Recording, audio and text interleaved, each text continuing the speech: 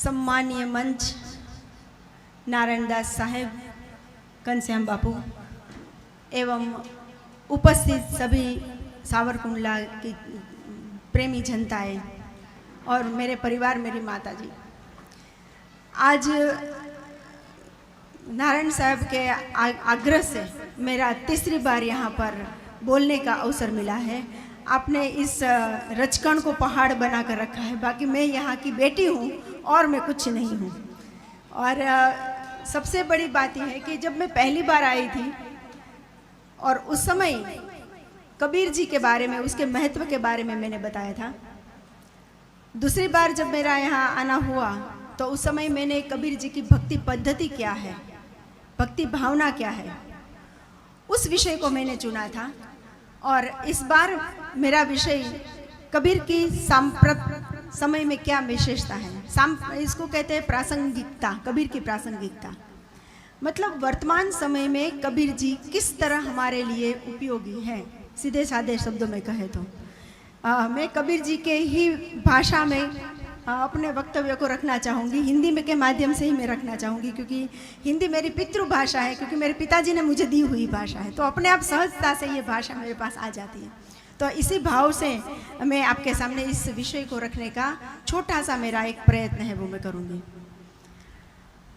जैसे कि हम जानते हैं कि हमारी भारतीय परंपरा सनातन धर्म की परंपरा रही है, प्राचीनतम परंपरा ये भारतीय परंपरा रही है जो सदियों पुरानी है। जैसे कहा जाए तो एक मानवता का इतिहास भारत ने दिया है। भारत भाषाओं की माता है, वो संस्कारों की माता है, और इसी भारत देश ने विश्व को प्रस्थापित किया है, उसको अग्रसर ले जाने का प्रयत्न किया है। भारत ज्ञान का भंडार है और इसलिए हम कह सकते हैं कि भारतीय ज्ञान परंपरा अखंडित है और सनातन है।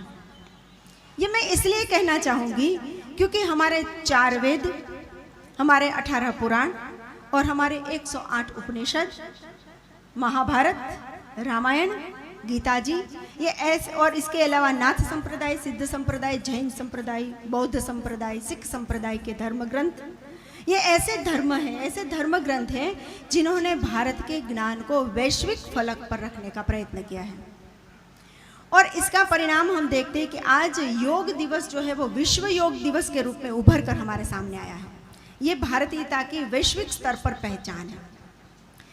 जैसे कि हम जानते हैं कि आज के युग में जब अमेरिका जैसे विकसित देशों के सामने जब समस्याएं आती हैं तो वे समस्या ढूंढने के लिए निकलते हैं, लेकिन हमारे भारत देश में तो ऐसे धर्म ग्रंथ है जहाँ समस्या पैदा ही ना हो इसका ज्ञान दिया गया है।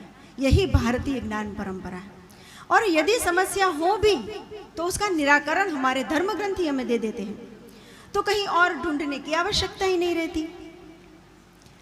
तो ये हमारी भारतीय परंपरा ने हमें बहुत कुछ दिया है, हमें केवल उसको अग्रसर करना है, परंपरा को आगे ले जाने का काम करना है, उसको हस्त करते हुए दूसरों तक पहुंचाने का काम करना है।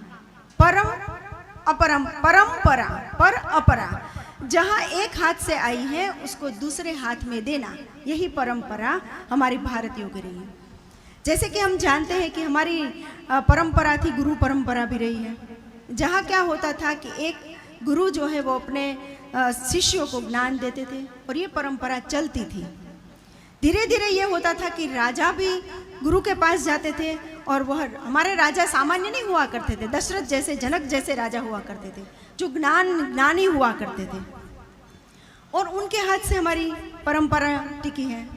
लेकिन आज के युग तक पहुंचते पहुंचते कहीं ना कहीं हमारी ये परंपरा रुक गई है। क्यों? क्योंकि पहले पिता भी पुत्र को परंपरा देते थे कि बेटा ये हमारे हैं, हमारी माताएं परंपरा सिखाती थी कि ये हमारी परंपरा है, ये हमारे संस्कार है। लेकिन आज पिता और माता को पता हो तो देना अपने बच्चे को, तो कहीं ना कहीं हमारी कमी है, हम कहीं रुक गए हैं, उस परंपरा को आगे बढ़ाने का काम करना है। तो ऐसे ही हमारी भारतीय ज्ञान परंपरा के प्रमुख संतों में सबसे बड़े यदि कोई हैं तो वो कबीर जी हैं। भारत के अंतर्गत जब अनेक आक्रांताओं ने भारतीय धर्म पर आक्रमण किया, उस समय भारत में एक आंदोलन चला था, वो था भक्ति आंदोलन। और इस भक्ति आंदोलन के कारण पूरे भारतवर्ष में एक लहर उठी थी और उसके अंतर्गत रामानंद स्वामी थे। कहा जाता है कि भक्ति द्रविड़ दक्षिण, द्रविड़ से उपजी लाए रामानंद और प्रकट किया कबीर ने 7 द्वीप नवखंड। 7 द्वीप और नवखंड यानी पूरे भारतवर्ष के नहीं, पूरे विश्व व्यापक फलक पर भक्ति को प्रसारित करने का कार्य कबीर ने किया है। तो ये है कबीर। कबीर जी की वैसे समयावस्था जो देखा जाए तो वो भक्ति काल का समय था। 1375 के बाद का समय, 1500 के तक का जो समय है वो कबीर के लिए था। और वह समय हिंदी साहित्य के अंतर्गत भक्ति मार्ग के नाम से जाना जाता है। और यह भक्ति मार्ग सगुण और निर्गुण 2 धाराओं में चलता है। एक धारा ऐसी थी जिसमें सगुण मतलब ईश्वर को गुण, नाम, रूप, रंग, आकार, प्रकार देकर ईश्वर क्या है वो समझाया जाता था। और वह परंपरा थी सगुण परंपरा, जिसमें राम भक्ति काव्य धारा, कृष्ण भक्ति काव्य धारा, ईश्वर को एक नाम देकर उस धारा में उसको प्रवाहित करने का कार्य किया जाता था। दूसरी प्रवाह जो था वो निर्गुण परंपरा। कबीर हमारे उसी परंपरा के हैं, निर्गुण परंपरा। निर्गुण जिसमें कोई गुण न हो, तो मतलब क्या? मतलब ईश्वर के कोई गुण नहीं होते, तो वो कौन है? तो वो निराकार ब्रह्म है, जिसका कोई आकार नहीं है, जिसका कोई प्रकार नहीं है, जिसका कोई रूप नहीं है, जिसका कोई रंग नहीं है, जिसका कोई नाम भी नहीं है, ऐसे ईश्वर।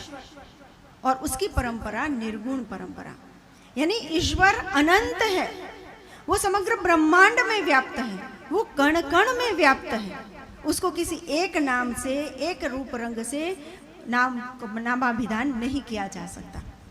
ऐसे कबीर और उसकी ये परंपरा, जिसको निर्गुण परंपरा के नाम से जानते हैं। कबीर की जो भक्ति पद्धति थी उसकी मैंने गत समय जब मैं आई थी तो मैंने विस्तार से चर्चा की थी कि कबीर की क्या भक्ति पद्धति थी, वो किसको भगवान मानते थे। पुहुप बास से पातरा ऐसा तत्व अनु, बहुत बारीक है ईश्वर, और वो कहीं और नहीं, हमारे भीतर समाया हुआ है। ऐसे ईश्वर की परंपरा को कबीर ने उस समय प्रस्थापित किया था। अब हमारे सामने ये प्रश्न होता था कि भाई ये तो 15वीं सदी की बात है, भाई इसकी यहाँ क्या आवश्यकता? 15वीं सदी की बात हम क्यों करें? हम तो आधुनिक जमाने के लोग हैं, हम आधुनिकवादी हैं, तो हम इसको क्यों माने? आधुनिक युग में भला कबीर जी की क्या आवश्यकता है? लेकिन इस आधुनिक युग में कबीर क्यों, यही मेरा आज का विषय है, कबीर की प्रासंगिकता। आज के युग में कबीर क्यों चाहिए? हम कहते हैं कि हमारे पास समय नहीं है माला पूजा पाठ करने का, आज वो समय नहीं है हमारे पास। हम उपवास तो रख ही नहीं सकते आजकल के फास्ट फूड के युग में, जहाँ अनलिमिटेड पिज़्ज़ा मिलता हो, अनलिमिटेड थाली मिलती हो, तो कोई भला उपवास कैसे कर सकता है? और हमारे पास नहीं वक्त है कि हम मंदिर में जाकर बैठे, भगवान का पूजा पाठ करें, ध्यान करें। हमारे पास ऐसा वक्त नहीं है कि यात्रा में जाए। तो ऐसे ही लोगों के लिए तो कबीर है। यदि आपको वो समय नहीं है, आपको मंदिर जाना की जरूरत नहीं है, आपको पाठ पूजा की जरूरत नहीं है, आपको व्रत उपवास की जरूरत नहीं है, कबीर यही तो कहते हैं। हाँ तो ठीक है, तो हमें कबीर पसंद आएंगे यदि ऐसी बातें कबीर कहते हैं तो कबीर यही तो कहते हैं। कबीर की इस परंपरा में, इस आधुनिक युग के अंतर्गत हम कह सकते हैं कि कबीर एक व्यक्ति नहीं, कबीर एक पूरा युग है। कबीर एक व्यक्ति नहीं, कबीर एक युग है। कबीर विचार नहीं, कबीर आंधी है। कबीर विचार नहीं, आंधी है। कबीर बूंद नहीं, कबीर समंदर है। कबीर एक बूंद नहीं, कबीर एक पूरा समंदर है। और इसीलिए हम कहते हैं कि कबीर को जानना है, कबीर को समझना है, तो कबीर के जीवन को अपनाना पड़ेगा, कबीर बनकर जीना पड़ेगा, तब जाकर हम कबीर की महिमा को समझ पाएंगे। तो आधुनिक इस युग में कबीर को जानना है, क्योंकि कबीर ने सबको एक निगाह दी है और प्रत्येक निगाह को एक नया नजरिया दिया है, नई दृष्टि दी है, जिसे हम कबीर को समझ सकें। तो यही नजरिया आधुनिक युग की देन है और यही प्रासंगिकता है कबीर को लेकर। क्यों? क्योंकि कबीर ने एक अनंत ईश्वर को, अनंत तत्व की खोज करके हमारे सामने रखा है और प्रत्येक को पता चले कि कबीर ईश्वर है कौन। ईश्वर की ये समग्र ब्रह्मांड में ईश्वर का अस्तित्व क्या है, वही दिखाने का कार्य कबीर ने किया है। और इसलिए कबीर नए युग के वाहक हैं। कबीर को हम प्राचीन नहीं कह सकते, कबीर आधुनिकवादी है, कबीर आज भी है और कबीर हर युग में रहेंगे। 21वीं सदी में नहीं, आगे भी सदी जाएगी तो भी कबीर रहेंगे, क्योंकि कबीर ने विचार ही ऐसे दिए हैं जो विचार कभी मर नहीं सकते। कबीर ने कहा है कि जो जहां आप हो, जो आप देखते हो, बस उसी में ईश्वर को देखो। आप अपने भीतर देखते हो तो बहुत बड़ी बात है, लेकिन आपके सामने भी देखते हो ना किसी को, तो भी वह ईश्वर है। कबीर कहते हैं कि जहां जिसका जो भी व्यवसाय है उसको में भी देखो तो वहां भी आपको ईश्वर नजर आएंगे। हर नजर में उसने ईश्वर को देखा। और इसलिए कबीर कहते हैं कि जब उसने चक्की चलाते हुए व्यक्ति को देखा तो बोला कि चलती चक्की देखकर भया कबीरा रोई, दोई पाटन के बीच में साबुत बचा न कोई। तो चक्की चलती हुए देखकर भी उन्होंने एक जीवन नश्वरता की बहुत बड़ी बात कर दी है कि संसार एक चक्की है, उसके जन्म मृत्यु रूपी दो पाटे हैं और उसमें दाना रूपी हम आते हैं, और जैसे चक्की चलती है और हम उसमें पीसकर नष्ट हो जाते हैं। तो ये दृष्टिकोण कबीर का है। कबीर ये भी बताया कि कबीर ने यह भी बताया कि माटी कहे कुम्हार से। एक बार उसने कुम्हार को माटी में गढ़ते हुए, माटी को गढ़ते हुए देखा तो वहां भी उसने ये बताया, माटी कहे कुम्हार से तू क्यों रोंदे मोय, माटी कहे कुम्हार से तू क्यों रोंदे मोय, एक दिन ऐसो आएगा मैं रोंदूंगा तोय। अब हम यह कहें कि यहाँ पर भी कबीर ने जीवन नश्वरता की बात कर दी। कुम्हार अभिमान करता है कि देखो मैं तुम्हें बना रहा हूँ, लेकिन माटी कहते मत अभिमान कर, एक दिन तू ही मेरे रोंदे आएगा और मैं तुझे कुचल कर नष्ट कर दूंगा। तो यही प्रासंगिकता, यही वर्तमान स्थिति और यही जीवन जीने की कला कबीर ने अपने क्षेत्र में अपने अपने जो भी पद है उसके अंतर्गत देने का प्रयत्न किया है। कबीर के बीज को हम यहाँ महसूस करते हैं, क्योंकि ये जो भूमि है वो भक्ति की भूमि है, साधना की भूमि है। राम प्रताप साहब को हमने देखा है, जब हम छोटे छोटे थे तो हम आया करते थे यहाँ खेलने के लिए। स्मिता गवाह है और हम उस समय देखते, और हमारे लिए आकर्षण का विषय कौन सा था, साहब की बहुत बड़ी जटाएं और ऐसी लंबी जटा पसार कर वो बैठते थे, ये हमारे लिए, और उसकी साधना को हमने देखा है। ये तप की भूमि है। आज हम नारायण दास साहब को देखते हैं, सेवा की भूमि है। यहाँ इस भूमि में तप है जो आज उभर कर हमारे सामने आया। तो कबीर की परंपरा को, कबीर की विचारधारा को यहाँ जीते हुए हम देख रहे हैं, और इसलिए कबीर को जानना समझना हमारे लिए और आसान हो जाता है। दूर दूर से आए हुए अब कबीर सेवी, कबीर भक्त जो यहाँ आए हैं, उन्होंने भी यहाँ इस भूमि के अंतर्गत जो जो भावनाएं हैं, संवेदनाएं हैं, जो वाइब्रेशन है इस भूमि का, वो महसूस किया होगा। तो ये परंपरा कबीर की हमें यहाँ पर देखने को मिलती है। तो कबीर इस नए युग के वाहक है, और इस नए युग के वाहक होने के कारण उनके विचार मुझे आज भी बिल्कुल नए और तरोताज़ा लग रहे हैं। और इसका उदाहरण देते हैं, क्योंकि कबीर की जो परंपरा है उसमें उन्होंने 2-3 चीज़ें बहुत इम्पोर्टेंट, बहुत महत्वपूर्ण मानी है। और उसके अंतर्गत सबसे पहले यदि कोई बात है तो वो है गुरु परंपरा। और हमारी जो भारतीय परंपरा है वो भी गुरु गम्य ज्ञान परंपरा है। किसी को भी ज्ञान लेना हो तो गुरु के आश्रय में जाना चाहिए, और गुरु के आश्रय में जाने के लिए शर्तें भी होनी चाहिए, और उसका हमें ज्ञान भी होना चाहिए। क्योंकि गुरु के सामने जाते हो तो शून्य होकर जाना है, क्योंकि तभी हम उसमें कुछ प्राप्त हो सकता है। तो गुरु परंपरा, कबीर परंपरा सबसे महत्वपूर्ण परंपरा है कबीर क्षेत्र में, कबीर धर्म के अंतर्गत। ये परंपरा जो है वो उस समय भी थी जब कबीर थे। कबीर को नगुरा कहा जाता था, जिसका गुरु नहीं होता उसको नगुरा कहते हैं। और जीवन में सफल होना है तो गुरु होना चाहिए, एक पहली शर्त है।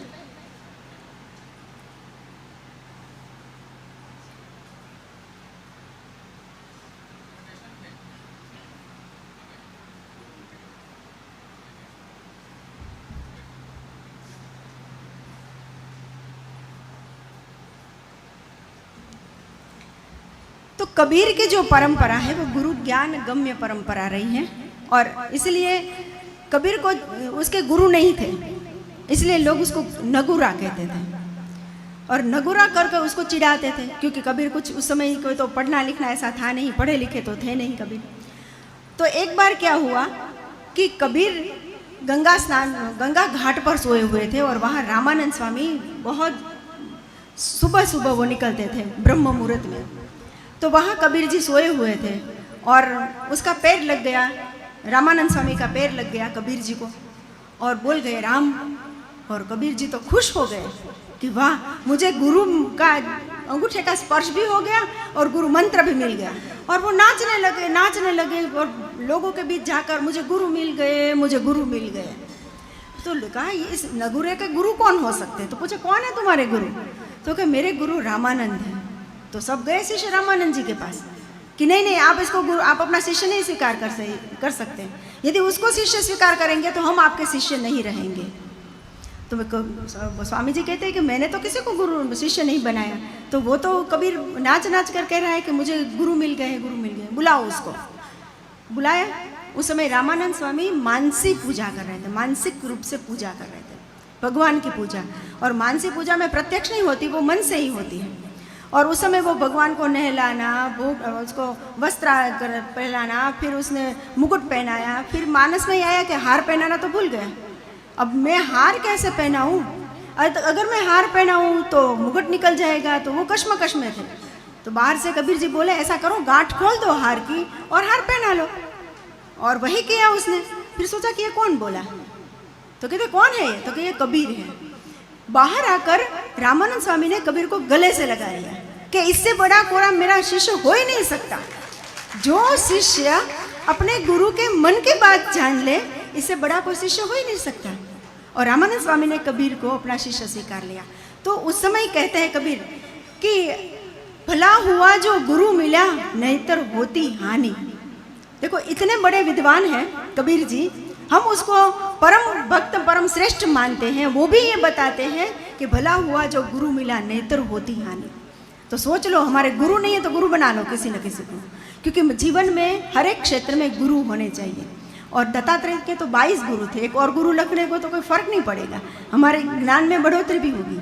और गुरु की कोई उम्र नहीं होती, छोटा बच्चा भी हमें ज्ञान दे जाता है और हमें कुछ न कुछ सिखा जाता है, तो वो भी हमारा गुरु बनता है। और आजकल के ये मॉडर्न युग में जहाँ फेसबुक है, लाइव ये सब है, तो उसमें तो बच्चों को ही गुरु बनाना पड़ता है, नहीं तो हमें तो कुछ आता ही नहीं है ये करने के लिए। तो गुरु अनिवार्य है। और कबीर जी कहते हैं कि गुरु गोविंद दो खड़े, गोविंद ईश्वर, गुरु गोविंद दो खड़े, किसको लागू पाए? दो श्रेष्ठ हमारे आदर हैं, तो किसको पहले पाए लगे? क्योंकि एक को गलत लग जाएगा यदि हम नहीं करें तो गुरु गोविंद दो खड़े, किसको लागू पाए? बलिहारी गुरु आपकी गोविंद दियो बताए। मेरे लिए गुरु श्रेष्ठ है। पहले मैं गुरु को प्रणाम करूंगा, क्योंकि गुरु की बदौलत मुझे गोविंद मिले हैं। और हम तो ये करते हैं कि सीढ़ियाँ तो चढ़ जाते हैं, फिर सीढ़ी को कहते हैं हट निकल, मैं ऊपर आ गया। अरे भाई, वही सीढ़ी आपको नीचे लेकर आएगी, नहीं तो खाई में डालेगी। तो सीढ़ी आवश्यक है, गुरु आवश्यक है, और उसी गुरु के कारण हमें ज्ञान मिलता है। और इसलिए कबीर जी ने गुरु को अनिवार्य रूप से कहा। और ये भी बताया, सावधान, गुरु जैसे तैसे नहीं होने चाहिए। गुरु कीजिए जान के, पानी पीजिए छान के। देखो ये व्यवहार की बात हुई कि नहीं? जैसे हम हर रोज मटका भरते हैं तो पानी छान कर पीते हैं ना, बस वैसे गुरु जान कर बनाओ। जैसे तैसे व्यक्ति को गुरु नहीं बनाना चाहिए, उसकी विद्वत्ता होनी चाहिए। तो गुरु की अनिवार्यता को उन्होंने हमारे सामने रखने का किया। कबीर कहते हैं कि वो नर अंध है जो गुरु को कहे, और ईश्वर रूठे गुरु ठोर है, गुरु रूठे नहीं ठोर। यदि आप गुरु को कुछ और सामान्य बता देते हो ना, तो ये गलत है। इतना एक ध्यान रखो, यदि आपका ईश्वर आपसे रूठ जाए तो गुरु ही है कि आपको ईश्वर तक पहुंचाएंगे। लेकिन गुरु रूठ गया ना, तो उसका कोई ठोर नहीं है, फिर आप कहीं नहीं जा सकते। इसलिए गुरु की अनिवार्यता प्रस्तावित की है। दूसरी बात, गुरु अनिवार्य है, मैं साथ साथ थोड़ी एक और बात बता देती हूँ। शिष्य भी श्रेष्ठ होना चाहिए, जैसे कबीर श्रेष्ठ थे ना शिष्य के रूप में, शिष्य भी सर्वश्रेष्ठ होना चाहिए। और पात्रता होनी चाहिए हमारे भीतर, शिष्य बनने की पात्रता होनी चाहिए। सिंहन का दूध होता है ना, वो जैसे तैसे पात्र में नहीं रहता, उसके लिए सोने का पात्र चाहिए, सोने का, तभी वो दूध रह सकता है। शिष्य भी साधारण नहीं होना चाहिए। एक बहुत सुंदर एक ब्रह्म राक्षस का शिष्य करके एक कहानी है कि उसमें एक लड़का था जिसको कुछ बनना था, बस ज्ञान चाहिए, ज्ञान चाहिए। पिता ने कहा ऐसे घर में बैठे रहेगा तो ज्ञान नहीं मिलेगा, निकल जा घर से। और वो निकल गया, ढूंढता ढूंढता, कहा कि भाई काशी नगरी में जाओ, वहाँ गुरु मिलेंगे। काशी में पहुँचे और काशी में कॉलेज के पास आया कि मुझे गुरु चाहिए। तो लड़कों ने उसको थोड़ा मजाक मस्ती की कि देखो ये गुरु ढूंढने हैं, चल इस बिल्डिंग में चला जाए, यहाँ गुरु मिल जाएंगे। और वो बिल्डिंग में चला गया। वो वास्तव में जो बंगला था वो भूत बंगला था, जहाँ कोई नहीं जाता था, और जाता था तो कोई वापस नहीं आता था। इस बेचारों को क्या पता गुरु मिल जाएंगे। चला गया अंदर।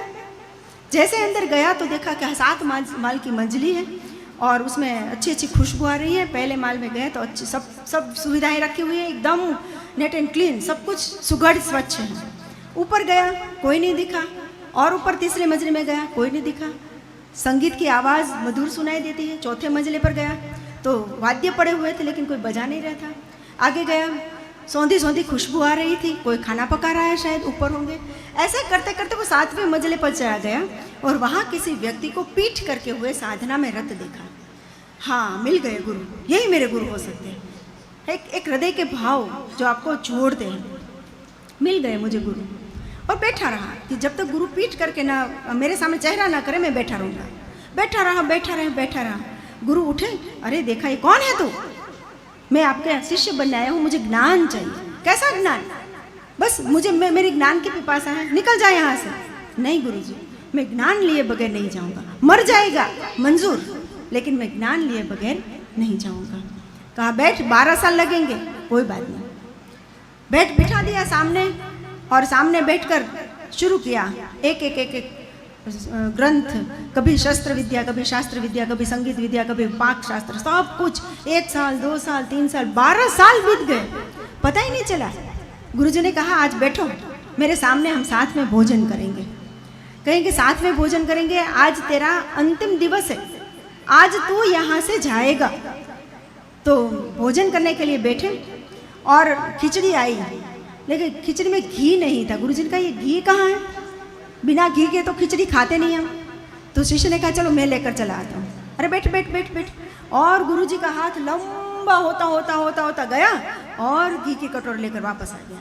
और शिष्य, ओह ये कौन है? डर गया, बिल्कुल डर गया। 12 साल तक डर नहीं लगा, आज उसको अपने गुरुजी से डर लगा कि ये है कौन।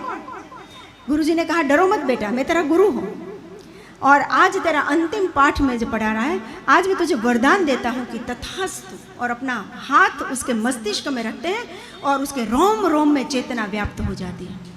और कहा कि बेटा आज से मेरी मुक्ति हुई। देखो ये इंपॉर्टेंट वस्तु ये है, आज से मेरी मुक्ति हुई। क्योंकि आज तक वो ब्रह्म राक्षस कहलाता था। क्यों?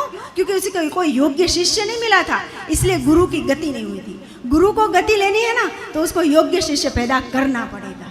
और इसलिए कहा कि आज मेरा अंतिम दिवस, अब से तू ब्रह्म हो गया, तू गुरु हो गया और तेरी मुक्ति तब तक नहीं होगी जब तक तुझे कोई योग्य शिष्य नहीं मिलेगा। ये गुरु परंपरा थी। हमें एक दूसरे को देकर जाना है, जो हमारे पास है वो हमें दूसरों को देना चाहिए। और कबीर जी ने यही बात सबसे बड़ी बताई है कि गुरु अनिवार्य है। बिना गुरु के ज्ञान उपजता ही नहीं है, कुछ मिलता ही नहीं है। और ज्ञान लेने के लिए गुरु के समक्ष होना जरूरी है, ऑनलाइन गुरु नहीं, है ना, समक्ष होना चाहिए। उसके चरणों में बैठकर ज्ञान प्राप्त करना चाहिए। और इसलिए जब रावण की हत्या हुई, तब जब रावण अंतिम सांस ले रहा था तो राम ने लक्ष्मण से कहा कि लक्ष्मण जाओ रावण के पास और उसके पास राजनीति सीखो, क्योंकि रावण सबसे बड़ा विद्वान था। तो लक्ष्मण जाकर सर के पास बैठ गया। तो रावण ने कहा इतना भी पता नहीं है कि ज्ञान लेना है तो चरणों के पास बैठना चाहिए। और लक्ष्मण उठकर चरणों के पास जाता है। तो ये एक गुरु शिष्य की परंपरा जो भारतीय परंपरा है, सदियों से सनातन परंपरा रही है। और आज भी ऐसे गुरु है जो हमें ज्ञान देने के लिए तत्पर है। और ऐसे शिष्य हमें बनना पड़ेगा जो उस गुरु के ज्ञान को हम अर्जित कर सकें। कबीर जी ने ये बात अपने साखियों में बात कही है। हमारे यहाँ बीजक है पूरा, कबीर बीजक, मंदिर में पूरा बीजक। कभी समय मिले तो इसको आत्मसात करना चाहिए, पढ़ना चाहिए। कबीर की साखी, पद, रमेनी हमें समझनी और पढ़नी चाहिए। मैंने कहा था ना कि आज के प्रासंगिकता है कबीर। तो आज हमारा रिंगटोन है ना, वो कबीर का दोहा होना चाहिए। हमारे म्यूजिक सिस्टम में कबीर के दोहे आने चाहिए। तो अब देखो यूट्यूब में जाओ तो आज मॉडर्न दोहे आ रहे हैं कबीर के, मॉडर्न स्वर में, हैं, रिमिक्स रूप में। इतना अच्छा लगता है। आज नवयुवकों को यही तो चाहिए, रिमिक्स। तो कबीर आज रिमिक्स के रूप में भी है, नए युग की मांग के अनुसार। तो वो होना चाहिए। कम से कम हर रोज गीता का एक श्लोक हम पढ़ते हैं, वैसे ही कबीर का एक दोहा हमें पढ़ना चाहिए। केवल पढ़ना नहीं, उसमें आचरण में भी हमें लेना चाहिए। ये बहुत ही महत्वपूर्ण बात है। कबीर लोकनायक है। दूसरा मुद्दा मैं बता रही हूँ। लोकनायक मतलब लोगों की बात करने वाले हैं। कबीर ने समाज की बात कही है, समाज के लिए बात कही है, समाज को परिवर्तित करने का काम किया है कबीर ने। तो इस दृष्टि से कबीर सबसे बड़े समाज सुधारक थे। तो समाज सुधारक मतलब क्या? देखो, मैंने कहा कि कबीर निर्गुणवादी थे।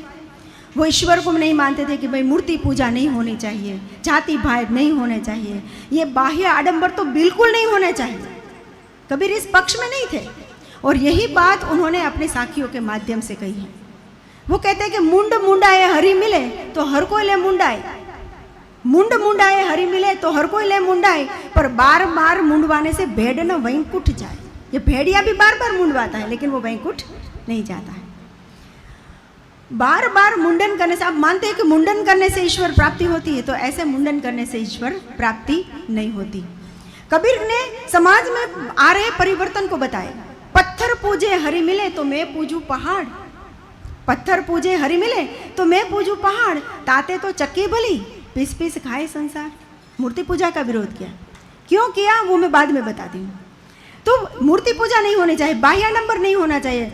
माला तो कर में फिरे, जीभ फिरे मुख माही, और मनवा तो 10 दिस फिरे। ये तो सुमिरन नहीं, ये स्मरण नहीं है। होठ होठ सु ना मिले, स्मरण ऐसा करो कि होठ को भी पता न चले कि आप क्या स्मरण कर रहे हो। हिंदुओं की मान्यता पर उन्होंने प्रहार किया, तो ऐसे ही मुस्लिमों की मान्यता पर भी प्रहार किया। ऐसा नहीं है। दिन भर रोजा रहत है, रात हनत है गाय, एक खून एक बंदगी, कैसे खुशी खुदाई। दोनों बात एक साथ कर रहे हो तो भगवान कैसे खुश होगा। कांकर पत्थर जोड़ के मस्जिद लियो बनाए, और ताचड़ी मुल्ला बांग दे, क्या बहरा हुआ खुदा। भगवान तो चींटी के पैरों की, घुंघरू की आवाज भी तो सुन सकता है, तो वहां पर चिल्लाने की जरूरत नहीं है।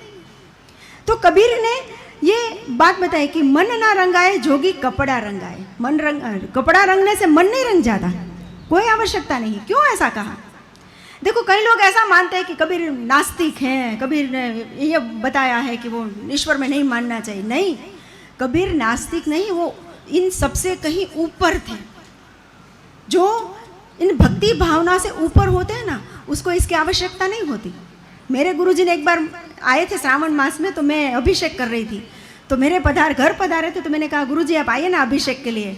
तो बोला, बेटी तुम छोटी हो, खिलौने से खेलो, मुझे इस खिलौने की आवश्यकता नहीं है। उस समय तो मेरे दिमाग में नहीं आया था कुछ, गुरु ने ही कहा था, लेकिन अब धीरे धीरे समझ में आ रहा है कि ये खिलौना उसको जरूरत नहीं है और अभी मुझे ज़रूरत है, क्योंकि मैंने उस पर अभी विश्वास नहीं किया। मैं अभी उस ऊंचाई तक नहीं पहुंची कि मुझे खिलौने नहीं चाहिए। छोटे छोटे बच्चे खिलौने के लिए जिद करते हैं और हमें देना पड़ता है। वही बच्चे जब बड़े हो जाते हैं तो खेलते हैं क्या खिलौने से। कबीर ने बहुत आत्मसात कर लिया था, उस अवस्था को प्राप्त कर लिया था, इसलिए वो हमें समझा रहे हैं कि देखो बेटा, ये खिलौने तुम्हारे लिए योग्य नहीं है, लेकिन हम क्या है कि खिलौने के लिए रो रहे हैं। और इसलिए कबीर कहते हैं कि मत पूजो पत्थर को, भीतर को देखो। कबीर ने अंदर के चमत्कार को महसूस किया था, और एक बार अंदर का चमत्कार, अंदर की रोशनी, अंदर की चेतना जाग जाए ना, तो दुनिया की कोई चेतना की कोई आपको आवश्यकता नहीं होती, अंदर के कोई सी भाव की आपको आवश्यकता नहीं रहती। फिर आपको न ही आपके कबोर्ड में नए कपड़ों की आवश्यकता रहती है, न ही आपको बाल रंगवाने की आवश्यकता रहती है, न ही कोई आपको मॉल में जाने की आवश्यकता रहती है, न ही आपको अनलिमिटेड पिज़्ज़ा खाने की आवश्यकता रहती है। लेकिन एक बार अंदर की चेतना जागनी चाहिए, और कबीर ने वो किया था। और इसलिए वो बोल रहे थे कबीर कि मत करो, इसकी कोई जरूरत नहीं है, मत लड़ो, राम रहीम एक हैं, काहे करो लड़ाई। और हम तो समझते ही नहीं है कि राम रहीम एक है, क्योंकि ये हमारी परंपरा ही ये थी कि एकमेव द्वितीयो नास्ति। ये हमारी सभ्यता है भारतीयतों की कि एक ही ब्रह्म, दूसरा कोई नहीं है, और इसी ब्रह्म से सबकी उत्पत्ति है। इसलिए हम ब्रह्म को पिता कहते हैं अपना। और उसी से ये जीव, इसी से पशु, इसी से पक्षी, इसी से हम मानव बने हुए हैं। हम अलग है ही नहीं। जो मेरे भीतर है वही आपके भीतर है, वही इसके भीतर है, वही पशु मात्र के भीतर है।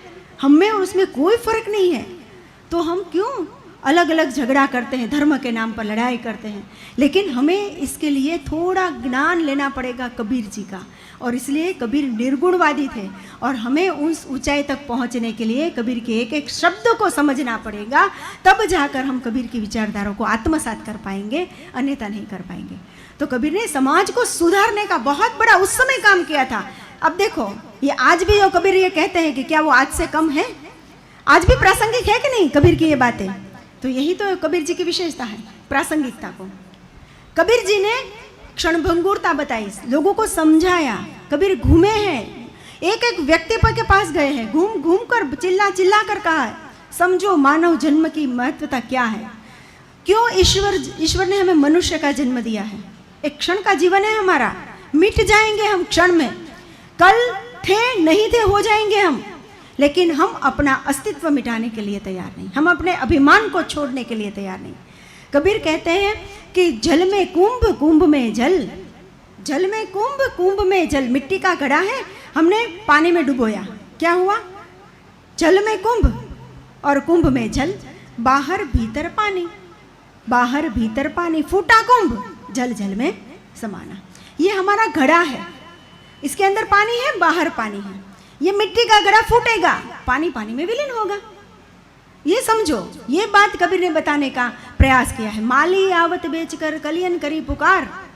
माली बेचकर आ रहा है, फूलों को उसने चुन लिया, बेच लेने के फिर वापस आया, अब कली रोने लगी। क्यों रोने लगी? हाय राम बोलो भाई राम, कल हमारी भी बारी है। माली आवत बेचकर कलियन करी पुकार, फूल ही फूल चुन लियो, कल हमारी बार। हम स्मशान में भी जाते हैं, हम आते जाते डेड बॉडी को भी देखते हैं, क्षणिक वैराग्य है, फिर जैसे थे कुत्ते की दुम की तरह वैसे की वैसी। हमारी भी बारी है निश्चित। कोई घर दुनिया का मुझे बता दो जहां मृत्यु न हुई हो। हमारी भी एक दिन मृत्यु है, लेकिन हमें उसको स्वीकार करने की जरूरत है। हर दिन हम मरे रात को, हर दिन नया जन्म हो, तो फिर कोई दुर्भाव नहीं, कोई राग नहीं, कोई द्वेष नहीं, किसी से कोई शिकायत नहीं रहेगी। तो ये बात कबीर ने बताने की कोशिश की है। चलती चक्की देखकर, जैसे चक्की को देखा तो भी देखा कि ओहो अब मेरा अस्तित्व यहाँ से मिट गया है, मेरा कोई अस्तित्व नहीं है दुनिया में। तो ये कबीर क्षणभंगुरता मानव जीवन की दिखाने का प्रयत्न किया है। मनुष्य जीवन कैसा है? पानी केरा बुदबुदा है, परपोटो, कभी क्षण में नष्ट हो जाता है ना। पानी केरा बुदबुदा उस मानुष की जात, देखत ही छुप जाएगा ज्यों तारे प्रभात। हमारा कोई अस्तित्व नहीं है। तो कबीर ये तभी कह सकते हैं तो क्योंकि उन्होंने ये अनुभव किया है कि मनुष्य जन्म हमें कितने महत्वता से मिला है।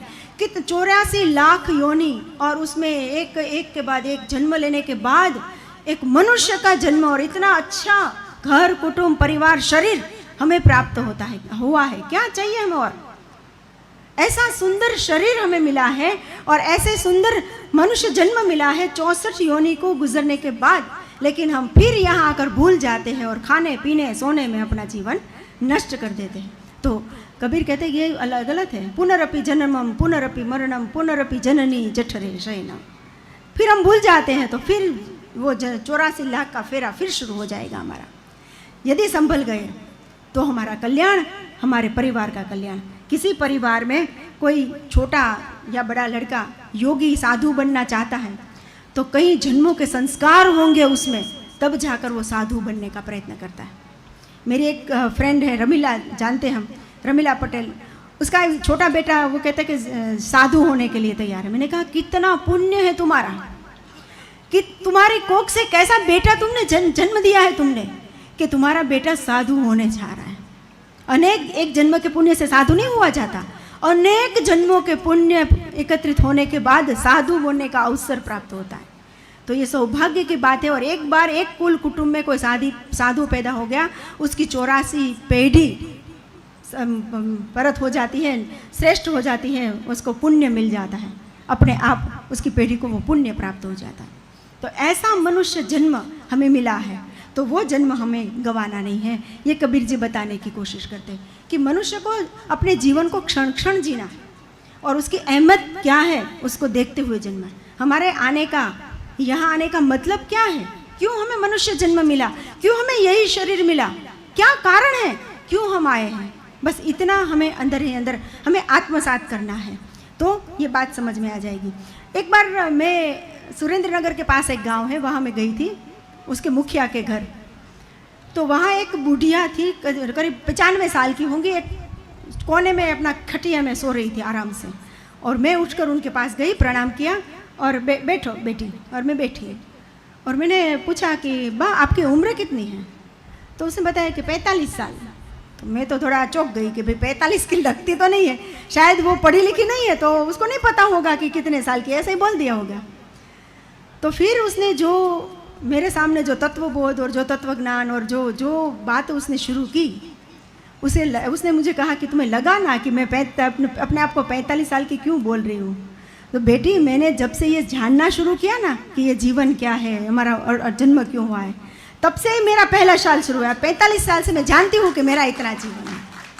तो हम आज से शुरू करें, आज जन्म करें हम अपना, हम कौन हैं सोचे, और तब जाकर हमें जितना अवसर, पता नहीं कितना अवसर हमें मिलने वाला है, और कहीं हम जाकर सोचें कि हम कितने साल जी पाएंगे और आगे। बाकी तो हम गिनाएंगे तो इस गिनती के कोई मतलब नहीं है कि कितने साल जिए, पीछे मुड़कर देखें तो पता चले कि हम कितना जिए हैं। तो ये बात उन्होंने हमारे सामने रखी थी। कबीर जी की एक बहुत बड़ी बात है और वो है उसकी प्रेम की अनिवार्यता। कबीर ने अपनी साखियों में, अपने दोहे में प्रेम की अनिवार्यता को हमारे सामने रखने का प्रयत्न किया। प्रेम अनिवार्य है। पोथी पढ़ी बड़ी जग भया, भयान पंडित कोई। पोथी पढ़ी बड़ी जग भवा, भयान पंडित कोई। ढाई आखर प्रेम का, पढ़े सो पंडित होय। ढाई मतलब अढ़ी अक्षर, प्रेम उसमें 2.5 अक्षर है, तो वही उन्होंने परिभाषा कर दी कि प्रेम मतलब 2.5 अक्षर। जो 2.5 अक्षर पढ़ता है ना वही पंडित हो सकता है, बाकी कोई पंडित नहीं हो सकता। तो भाई अब वेद पढ़े सो 2.5 अक्षर प्रेम का, हमें विद्वान बनने के लिए उस 2.5 अक्षर को पढ़ना है। हमें ना पुराण पढ़ने हैं, ना उपनिषद पढ़ने हैं, ना वेद पढ़ने हैं, ना गीता पढ़नी है, ना पुराण पढ़ना है, रामायण महाभारत कुछ भी नहीं पढ़ना है। क्या पढ़ना है? 2.5 अक्षर। ये 2.5 अक्षर क्या है ये समझना पड़ेगा। तो कबीर जी तो ऊंचे लेवल पर है, हम यहाँ से उसको देखेंगे तो उसकी एक पैरों की रचकन भी हमारे सामने नजर नहीं आएगी। उन्होंने 2.5 अक्षर एक बताया, ओम का नाद जो ब्रह्मांड में व्याप्त है। दूसरा, हम एक संसारी मनुष्य हैं और 2.5 अक्षर को देखें तो अढ़ी अक्षर, एक व्यक्ति एक दूसरा व्यक्ति, या पति या पत्नी, 2 हो गए। उसके बीच जो है वो प्रेम, लेकिन वो आधा है और आधा हमेशा अधूरा ही रहता है। Demand demand demand demand demand, वो कभी पूरा नहीं होता। उसको पूरा करना है तो क्या चाहिए? तो उसके लिए भी हमें एक दूसरे से प्रेम करना चाहिए। एक दूसरे से प्रेम माने क्या? प्रेम माने समर्पण, प्रेम माने त्याग, प्रेम माने सेवा, प्रेम माने जहाँ अपना कुछ ना हो, मेरा मुझ में कुछ नहीं, जो कुछ है सो तेरा, तेरा तुझको सौंप दूं, क्या लागे मेरा। कबीर कहते हैं मेरा कुछ अस्तित्व नहीं है। एक माँ 9 महीने अपने कोख में बच्चे को पालती है, 9 महीने तक उसका वजन सहन करना। एक 2 किलो टमाटर लेकर एक दिन रहो एक हाथ में, अरे बाप रे थक गया हाथ, कितने पीड़ा होती है। माँ 9 महीने तक कोख में बच्चे को रहती है, किस आधार पर? प्रेम के आधार पर रखती है, इसलिए उसको वो बोझ नहीं लगता। एक छोटी सी बच्ची चोटीला का डूंगर चढ़ रही थी, छोटी सी बच्ची थी और उसके हाथ में उसका भाई था और उसको लेकर वो दौड़ दौड़ कर चल रही थी। तो किसी ने कहा कि बेटी ये तुम्हें बोझ नहीं लगता अपना भाई? तो वो हंसकर कहते भाई थोड़े ना बोझ होता है हम पर, ये प्रेम, ये करना है हमें, एक दूसरे को समर्पित करना है, एक दूसरे को त्याग करना है। जहाँ त्याग है, जहाँ समर्पण है, वहाँ कुछ अपेक्षा ही नहीं है, और जहाँ अपेक्षा नहीं है वहाँ बस प्रेम ही प्रेम है। कोई किसी से मांगो न मिले तो द्वेष हो, क्रोध हो, लेकिन मांगना ही नहीं है। क्योंकि देखो माँ अपने संतान से कुछ मांगती है? बिल्कुल नहीं। मैं अपने विद्यार्थियों को बताती हूँ कि जब भी कमाना शुरू करो ना तो पहला ही कमाई की पहली साड़ी अपनी माँ को देना।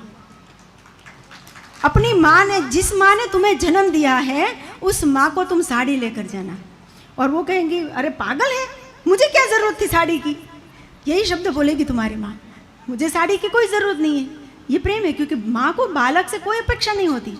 अगर वो बालक माँ को वृद्धाश्रम में भी छोड़ देता है ना माँ बाप को, तो भी वो याद तो अपनी संतान को ही करता है कि मेरा बेटा बेचारा बेचारा, तो भी वो बेचारा होगा। आज वो प्रेम नहीं है, इसलिए अनाथ आश्रम खुल रहे हैं, बच्चे को छोड़ रहे हैं। आज ये प्रेम नहीं है, इसलिए वृद्धाश्रम बन रहे हैं। वृद्धाश्रम की डिमांड इसी प्रेम के कारण बनी है। जो एक माँ बाप 5-6 संतान को पैदा कर सके, उसको संभाल सकते एक छोटे से घर में, क्या 5-6 संतान मिलकर अपने माँ बाप को नहीं रख सकते? उसकी ही ड्यूटी है। जैसे माँ बाप ने संतान को बड़ा किया, वैसे ही संतान माँ बाप को अंतिम क्रिया करवाए। बस कार्य ही तो करना है, हमें एक दूसरे का समर्पण ही तो करना है, और यही तो प्रेम है। और यदि प्रेम नहीं है तो हम पशुवत हैं, समझ लो। यदि हम में प्रेम नहीं है तो पशुवत हैं। तो ये सबसे पहला प्रेम हमें खुद से करना पड़ेगा। खुद को प्रेम करना शुरू करो। क्या कभी हम बैठे हैं अपने आप से? कोई नहीं, क्योंकि हम इंसान सामाजिक है। कोई चाहिए, चल बैठना मेरे पास, बात करेंगे। हम अपने आप से कभी नहीं बैठे। कभी सोचा है? कभी अपने आप को प्रश्न पूछा है, मैं कौन हूँ, क्यों आया हूँ, कैसे हूँ, तू कौन है? तो हमें प्रश्न के जवाब मिलेंगे। अपने आप से प्रेम शुरू होगा ना, तो दुनिया की कोई दौलत हमें प्यारी नहीं लगेगी, कोई दौलत प्यारी नहीं लगेगी। अपने आप से प्रेम करना शुरू करो, और एक बार वो जागरूकता आ गई आपके भीतर, तो संसार की हर चीज़ से आपका मोह धीरे धीरे नष्ट हो जाएगा।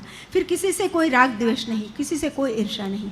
और भारतीय धर्म यही कहता है, क्योंकि भारतीय धर्म ने हमेशा प्रेम को अनिवार्य माना है, और कबीर जी ने भी यही प्रेम को अनिवार्य रूप से माना है। और यही बात कबीर जी ने कहा है कि कबीरा बादल प्रेम का, कबीरा बादल प्रेम का, हर पल बरसे आ जाए, अंतर भीगी आत्मा भई वन राय, हरी भरी वन राय होगी। एक बार प्रेम उत्पन्न होता है तो बस बरसता ही जाता है, बरसता ही जाता है, बरसता ही जाता है, और हमारे भीतर बस हरा भरा। अभी माहौल कैसा है? इतना हरा भरा, संतुष्ट, आनंद, सुकून, शांति। ये प्रेम, ये चीज़ हमारे अंदर होनी चाहिए। देखो, हमारे घर के अंदर कल कृष्ण की मूर्ति है ना, बाल स्वरूप में होगी, है ना, बाल स्वरूप में होती। वो कृष्ण कभी बड़ा नहीं होता, वो इतना ही छोटा रहता है, और हमें यही कृष्ण पसंद है। उसको हम नहलाएंगे, वस्त्र पहनाएंगे, भोग लगाएंगे, खिलौने से खिलाएंगे और सुला देंगे, बस। फिर वही चीज़, क्यों?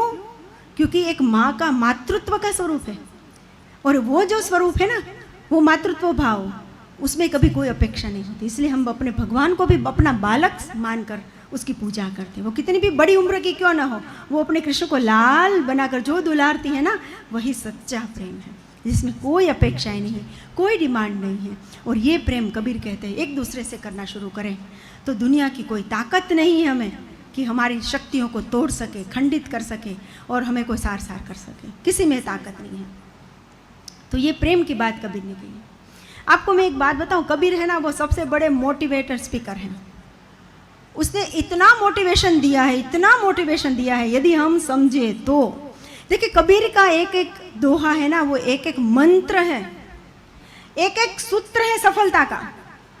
हम अपने बच्चों को बड़े बड़े मोटिवेशन स्पीकर के पास ले जाते हैं और अच्छी अच्छी कीमत देकर उसको कहते हैं, लेकिन हमें कहना है बस इतना ही कि कल करे सो आज कर, और आज करे सो अब, कल करे सो आज कर, आज करे सो अब, पल में प्रलय होएगा और करेगा कब। लेकिन हम तो बिंदास है, आज करे सो कल कर, कल करे सो परसों, ऐसी भी क्या जल्दी है, अभी जीना है बरसों, बरसों जीना है अभी तो हमें। हम कल पर छोड़ते हैं, हम सभी काम अपना कल पर छोड़ देते हैं, लेकिन कल का काम भी हमें आज इसी क्षण कर लेना है। यही हम करेंगे तो ही सफलता मिल सकती है, नहीं तो नहीं मिल सकती। कबीर जी के इस दोहे को मैंने जब जिया और मुझे सफलता मिली, इसका एक उदाहरण है कि जब भूकंप आया था ना, शायद 9:45-10 बजे का समय था 2000 का 26 जनवरी, और उस समय जब भूकंप हुआ, कॉलेज में थी, घर वापस दौड़ कर आई, और जहाँ मैं रहती थी उस किराएदार की बेटी की डिलीवरी होने वाली थी, तो 5 जनों का खाना मैंने बाहर प्राइमस पर बनाया उस ज़माने में। और इतना निपटाने के बाद मैं दोपहर 12 बजे दरी बिछाकर अपने पीएचडी का कार्य करने बैठ गई। मैंने कहा मुझे अपना टाइम वेस्ट करना नहीं है, भूकंप आना है तो आए, लेकिन मैं अपना टाइम वेस्ट नहीं करूँगी, क्योंकि कबीर ने कहा है कि कल करे सो आज कर और आज करे सो अब। मुझे यही काम अभी इसी वक्त करना है। और जब मैं पीएचडी का काम कर रही थी तो रात रात काम चलता था, और पूरी रात रात बस मेरे कबीर के दोहे ही चलते थे और कुछ नहीं। और जो मुझे मोटिवेशन मिलता था, ऐसा आज तक कोई बड़ा स्पीकर नहीं हुआ जो कबीर जी जैसे उन्होंने जो बताया है, वही सबसे बड़ी है। दूसरी बात बताई उन्होंने, धीरे धीरे रे मनवा धीरे सब कुछ होय, धीरे धीरे रे मनवा धीरे सब कुछ होय, माजी सींचे सो घड़ा ऋतु आए तब फल होय। और हम तो कितने उतावले हैं, फास्ट फास्ट फास्ट युग है, खाना भी फास्ट चाहिए, सब कुछ फास्ट, हमें सब कुछ इंस्टेंट चाहिए, इंस्टेंट। हमें आज की पीढ़ी में धीरज नाम की कोई चीज़ ही नहीं है, हर चीज़ उसको फटाफट चाहिए। कबीर जी कहते हैं आपको आम बोया है, आपने लगाया है, लेकिन एक साथ अब 100 घड़ा पानी डाल दो, आम नहीं उगेंगे। वो तो आम पकेंगे जब गर्मियाँ होगी, इंतज़ार करना पड़ेगा, गर्मियों का धूप को सहना पड़ेगा, तब जाकर वो आएगा मई महीना, तब जाकर आप आम खा सकते हो। और जो जब मीठा लगता है वो आम श्रेष्ठ है। लेकिन आज तो हम इंस्टेंट के युग के, आज भी हम आम का रस खा सकते हैं, लेकिन वो मज़ा कहाँ जो उस समय हम खाते हैं। तो सब कुछ धीरे धीरे होता है। इंद्र विलोचन एक बार ज्ञान प्राप्त करने इच्छा से ब्रह्मा के पास गए और ब्रह्मा के पास जाकर कहा कि हमें ज्ञान लेना है। तो ब्रह्मा जी के सामने बैठने के लिए भी योग्यता चाहिए भाई। ब्रह्मा जी ने कहा ऐसा करो 32 साल ध्यान लगा कर आओ, 32 साल ध्यान लगाने के बाद मेरे पास आना। और ब्रह्मा जी के 32 साल, ब्रह्मा जी का मतलब हमारे 100 साल ब्रह्मा जी का 1 घंटा है, एक पल है, 1 घंटा है। तो ऐसे ब्रह्मा जी के 32 साल उसने साधना के लिए भेजा कि साधना करके आओ। इंद्र विलोचन वापस आए कि ब्रह्मा जी एक प्रश्न है। कहता हाँ कौन सा है, प्रश्न पूछा। ब्रह्मा जी ने उसका समाधान दिया। समझ गए? हाँ जाओ। गए। फिर इंद्र को लगा कि नहीं अभी मुझे शंका है कि यही है कि नहीं, तो वापस आए। जैसे हम जाते हैं ना कि एक मिनट। ब्रह्मा जी ने कहा टाइम खत्म है, अब आना है तो फिर 32 साल फिर साधना करके आओ। इंद्र फिर 32 साल गए। विलोचन नहीं गया कि नहीं मेरी क्षमता नहीं है, धीरज समाप्त, धीरे धीरे नहीं समाप्त। फिर गए इंद्र। और एक प्रश्न है, वो जो वक्त था जो मेरा प्रश्न है उसका जवाब। हाँ बोलो। ब्रह्मा जी ने उसको समझा दिया। समझ गए? हाँ बिल्कुल समझ गए। हाँ गए। फिर इंद्र वापस आए थोड़े समय में। ब्रह्मा जी एक और प्रश्न है, जाओ पहले 32 साल फिर आओ। 32 साल के बाद वापस आए, फिर प्रश्न का समाधान हुआ। थोड़े समय के बाद फिर आए, अब 5 साल और, तुम्हें 5 साल और साधना करनी आनी। 32 और 5 यानी 101 वर्ष की साधना करने के बाद ब्रह्मा जी ने इंद्र को ज्ञान दिया है। ऐसे इंद्र नहीं बने, ऐसी योग्यता होनी चाहिए। सब कुछ धीरे धीरे। अरे वो तो राजाधिराज थे, इंद्र बोल सकते थे कि नहीं मुझे दो अभी, लेकिन सब कुछ धीरे धीरे होता है।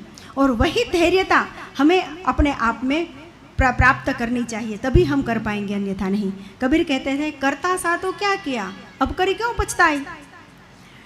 बोए बेड़ पबूल का आम कहाँ से होए। जब जो करना चाहिए था तब तुम्हें कर लेना चाहिए था। अब तुमने उस समय तो तुमने बबूल बोया था, बावड़।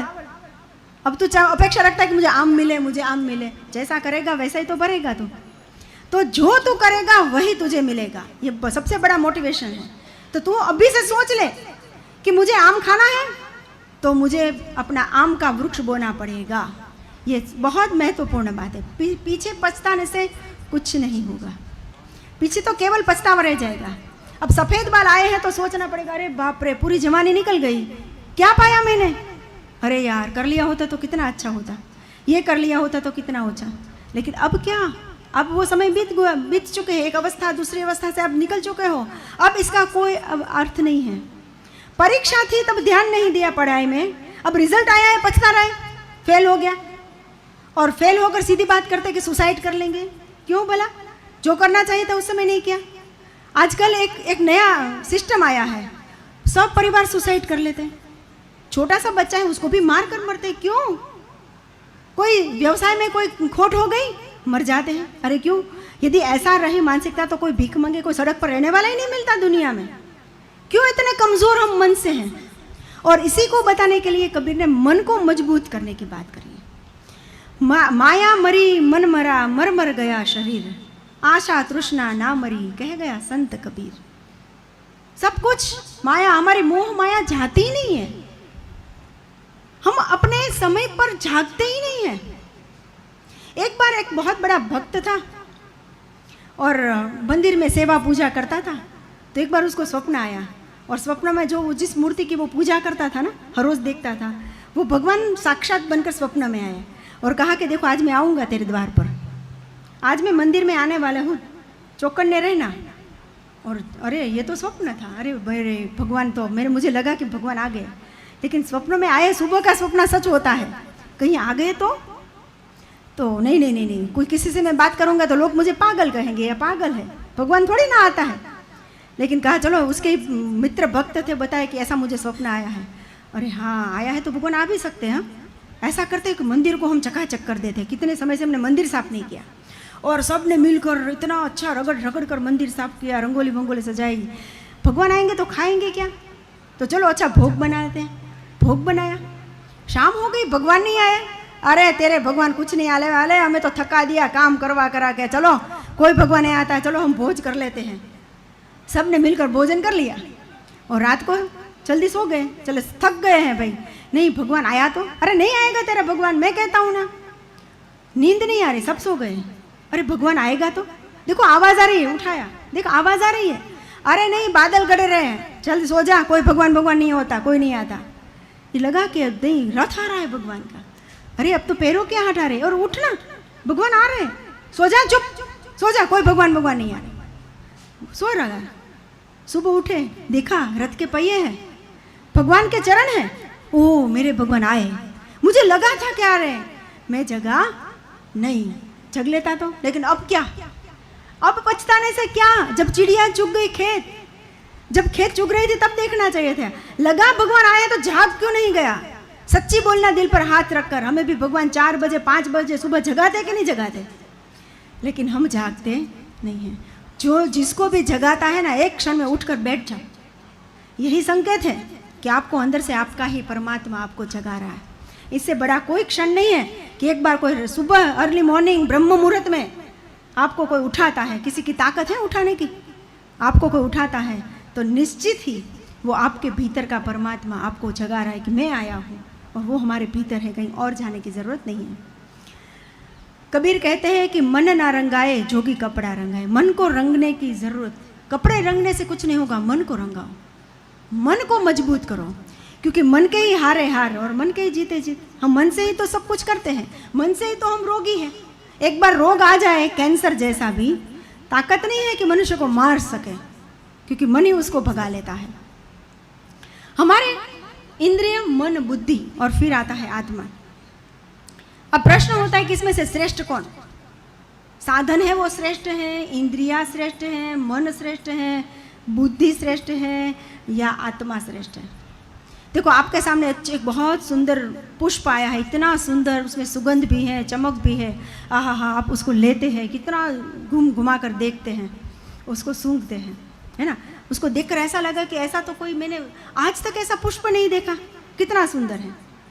और आपको कोई कहे कि मैं आपकी आंखें ले लेता हूँ, आप पुष्प रखो, मैं आंख ले लूँ तुम्हारी, तुम पुष्प रखो, तो हम क्या रखने का पसंद करेंगे, आंख रखना या पुष्प रखना पसंद करेंगे। आंख नेचुरली है, कितनी भी अंदर सुंदर हीरोइन हो और कहे कि हीरोइन रख, आंख मुझे दे दे, तो हीरोइन मेरे किस काम की नहीं है। तो किसको हम साधन को महत्व देते हैं, इंद्रियों को महत्व देते हैं, इंद्रियों को महत्व देते हैं, क्योंकि साधन से इंद्रिय हमसे नज़दीक है। अब रही बात आगे, इंद्रिय और मन। मन करता है तो हमारी इंद्रिय खाने को जोड़ती है, बहुत अच्छी खुशबू आ रही है, जलेबी गरम गरम बन रही है, चलो गुलाब जामुन खा लेते हैं। इंद्रिय, मन खींचता है और इंद्रिय लालच होती है और हम उसको खाते हैं। तो इंद्रिय गौण, उससे ऊपर मन, क्योंकि मन जो कहता है वही इंद्रिया करती है।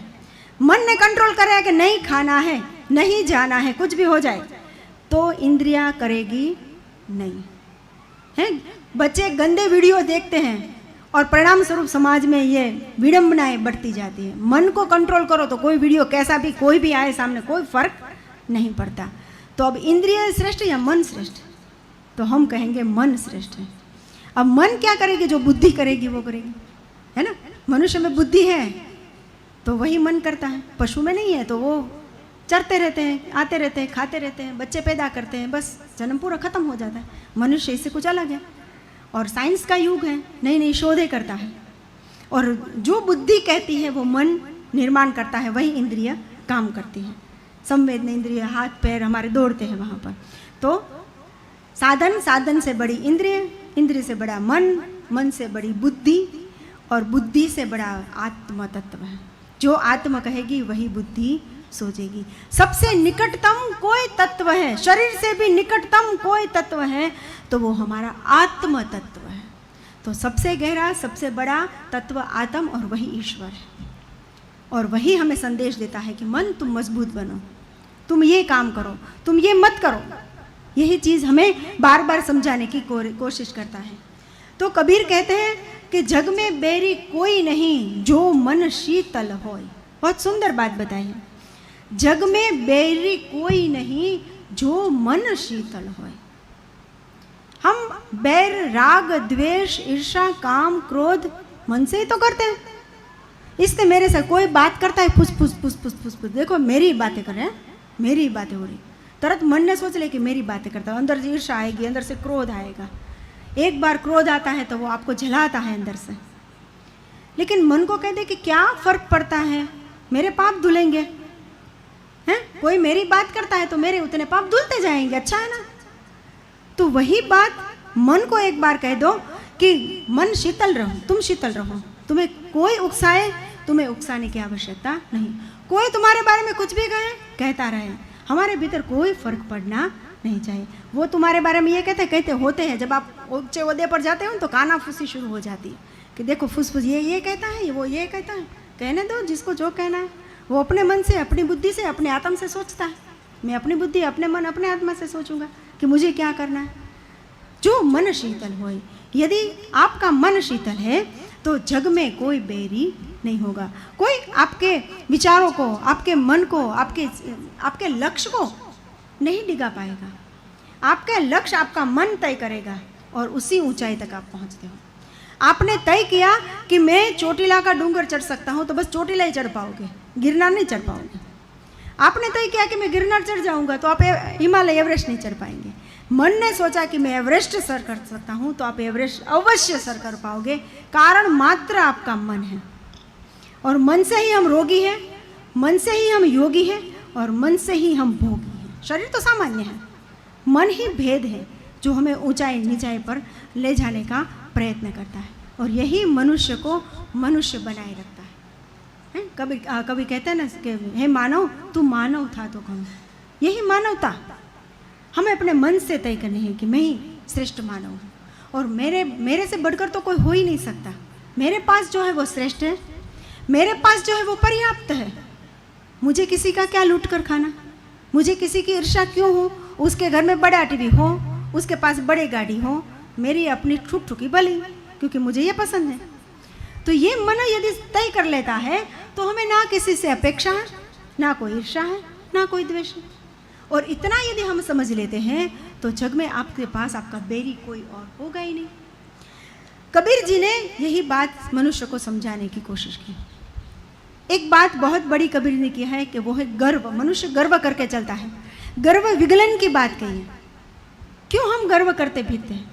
ये मनुष्य का क्षण भंगुर तो जीवन है, उसमें हम अपने आप को गर्वान्वित करते हैं। कैसे? रूप से, रंग से, धन से, ज्ञान से। हम एक दूसरे से अपनी कंपेयर करते, तुलना करते और हम अपने आप को ऊंचा बनाने की कोशिश करते हैं। लेकिन वही शरीर एक दिन घास फूस की तरह जलने वाला है जिस पर तू अभिमान कर रहा है। तो कबीर जी कहते हैं, कबीरा गर्व न कीजिए।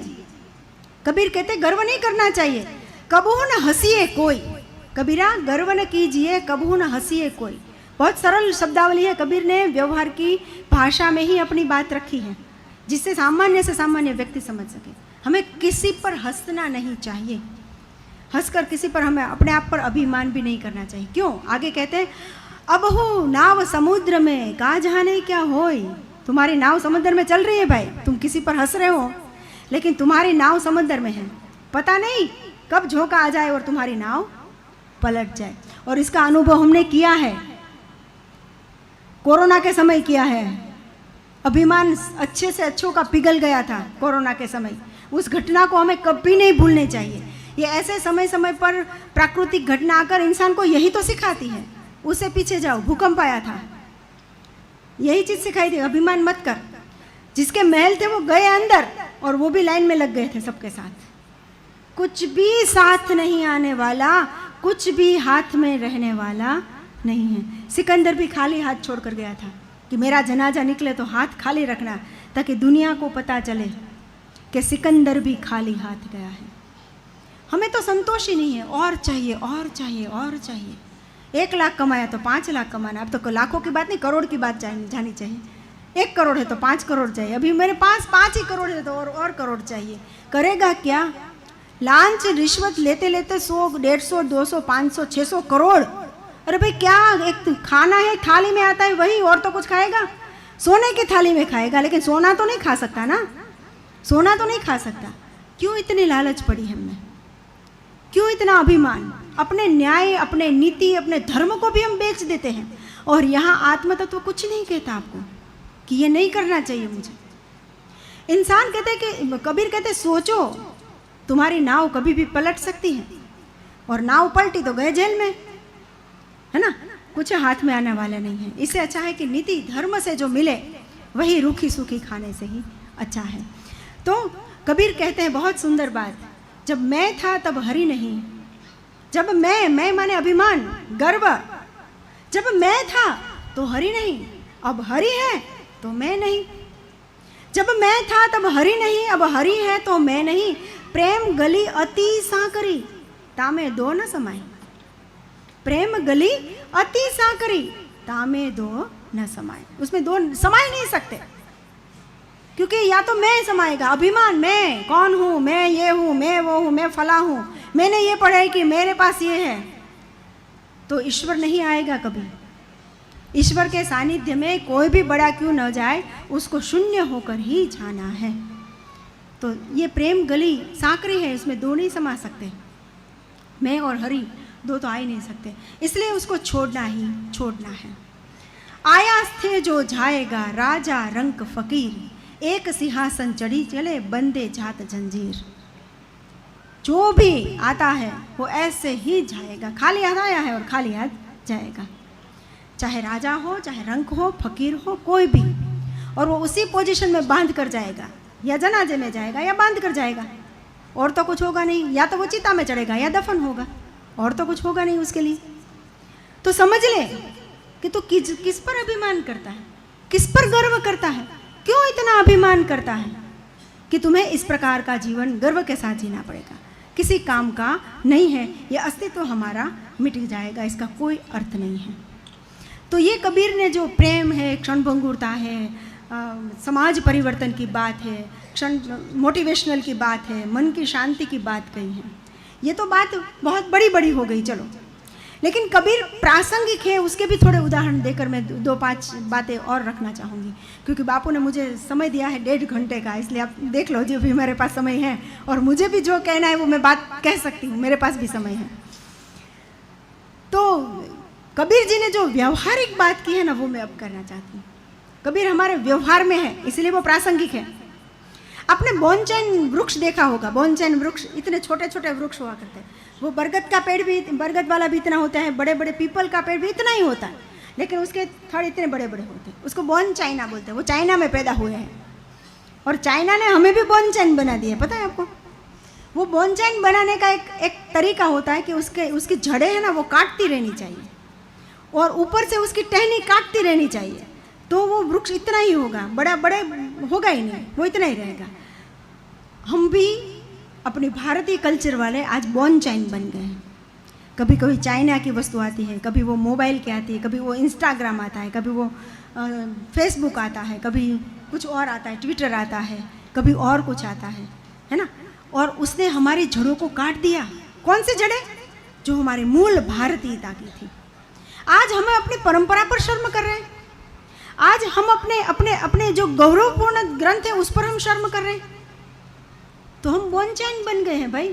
कहीं हमारी जड़ें काटी जा रही हैं आक्रमणताओं के माध्यम से। गला हमारी भारतीय संस्कृति के आज हमारे जो युवा वर्ग है वो इसी में फंसा हुआ है, मोबाइल में। छोड़ो युवानों को, बच्चे तो बच्चे, बूढ़े भी उसमें फंसे हुए हैं मोबाइल में, और वही हमारे जड़ें काट काट कर हमें बोनचैन बना रहे। हमें उससे मुक्त होना है, हमें अपनी परंपराओं की, हमें अपनी जड़ों को गहराई में डालनी है। हम जितने गहराई में जाएंगे उतने ऊपर जाएंगे, और हमें बताना है कि हम कौन हैं, और हमें वो जड़ें मजबूत करनी है। हमें अपनी पीढ़ियों को बताना है कि हम कौन हैं, और हम कैसे बता पाएंगे? जैसे मैंने पहले बताया कि हम जानते ही नहीं हैं तो हम बचा पाएंगे ना अपने बच्चे को कि हम कौन हैं। तो हमें वो सीखना है, समझना है, जानना है, और फिर हमें भी अपने बच्चों को वहाँ तक ले जाना है। तो कबीर जीवन उपयोगी जो बातें बताते हैं वही मुझे बतानी है। नारायण स्वामी ने यहाँ पर पहला दोहा, बहुत मुझे पहला ध्यान मेरा तुरंत गया, साईं इतना दीजिए जामे कुटुंब समान, मैं भी भूखा ना रहूं साधु न भूखा जाए। है तो साधारण, हमें लगा क्या कि वाह इतनी बात बड़ी, इसमें क्या कबीर ने कह दिया है कि मैं भी भूखा ना रहूं साधु न भूखा जाए, लेकिन बहुत बड़ी बात कर दी है। इसमें सेवा की बात है, सेवा करो। दूसरी करुणा है कि कोई भूखा नहीं लेना चाहिए। इसमें त्याग की बात है, छोड़ना है। साईं इतना दीजिए, संतोष, बस ज़्यादा नहीं चाहिए, इतना ही दो। कितना? साईं इतना दीजिए जामे कुटुंब समान, कुटुंब में साथ बैठकर हम खाएं। लेकिन आज कुटुंब विभक्त हो गया है, 1 2 3 का कुटुंब रह गया है। 2 बच्चे भी नहीं, 1 बच्चा, 1 2 3, और उसमें भी एक सुबह खाता है, 2 दोपहर को खाता है, एक कहीं और खाता है, एक समय ही नहीं है किसी के पास बैठकर खाने का। और कुटुंब की कहाँ हम बात करें? जामे कुटुंब समाए। दूसरी बात कही, मैं भी भूखा ना रहूं और साधु न भूखा जाए। साधु, ये साधु बहुत बड़ी बात है। किसको कहते हैं साधु? जो साधने वाला है, जो इच्छा करने वाला है, जो मांगने वाला है, वो साधु है। आपके द्वार पर कोई आए तो वो साधु है। और बापू तो यहाँ सेवा करते हैं कि द्वार पर नहीं, उसके द्वार पर जहाँ जाकर सेवन टिफिन सेवा प्रस्तुत करते हैं कि वहाँ जहाँ जाकर जो भी भूखे हैं, वृद्ध हैं, बुजुर्ग हैं, कमज़ोर हैं, ऐसे लोगों के पास टिफिन पहुँच जाता है। कितनी बड़ी बात है। साईं इतना दीजिए, कितने संतोष के साथ बात कही है। जामे कुटुंब समाए, मैं भी भूखा ना रहूं साधु न भूख हो जाए। हमारी प्रकृति क्या है? हमारी आज विकृति बन गई है। हम अनलिमिटेड में जाते हैं तो विकृति ही हुई। खानी है 2 रोटी, लेकिन हाँ अनलिमिटेड है तो लाओ, खाते हैं और फिर ओ बाप रे, दिन भर जो हालत होती है रात भर। लेकिन वो हमारी विकृति है। और हमारी प्रकृति क्या है? भूख लगे तभी खाना खाओ, टाइम हुआ है खाना खाओ नहीं, भूख लगे तभी खाना खाओ। अधिक खाना खाओ विकृति, भूख लगे खाना खाओ प्रकृति।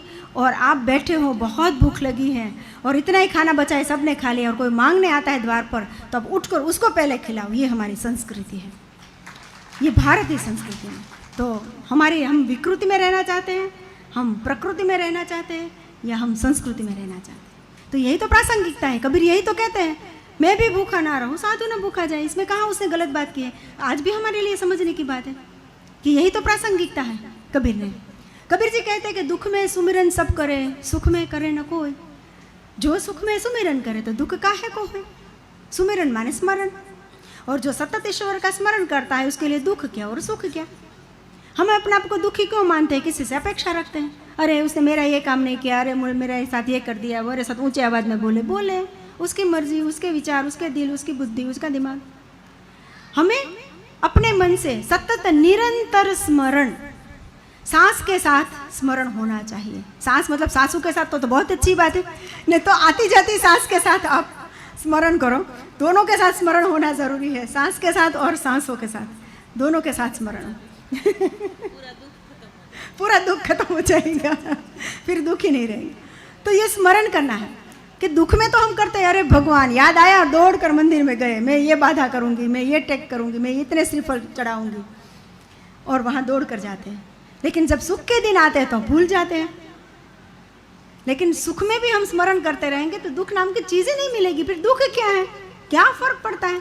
दुख नाम की कोई वस्तु नहीं आएगी। देखो ये बात भी कबीर ने बताई, वो उस जमाने की बात है या इस जमाने की बात है? यही तो प्रासंगिकता है कबीर की सबसे बड़ी, कि उन्होंने बताया कि दुख में और सुख में दोनों में काम करना चाहिए।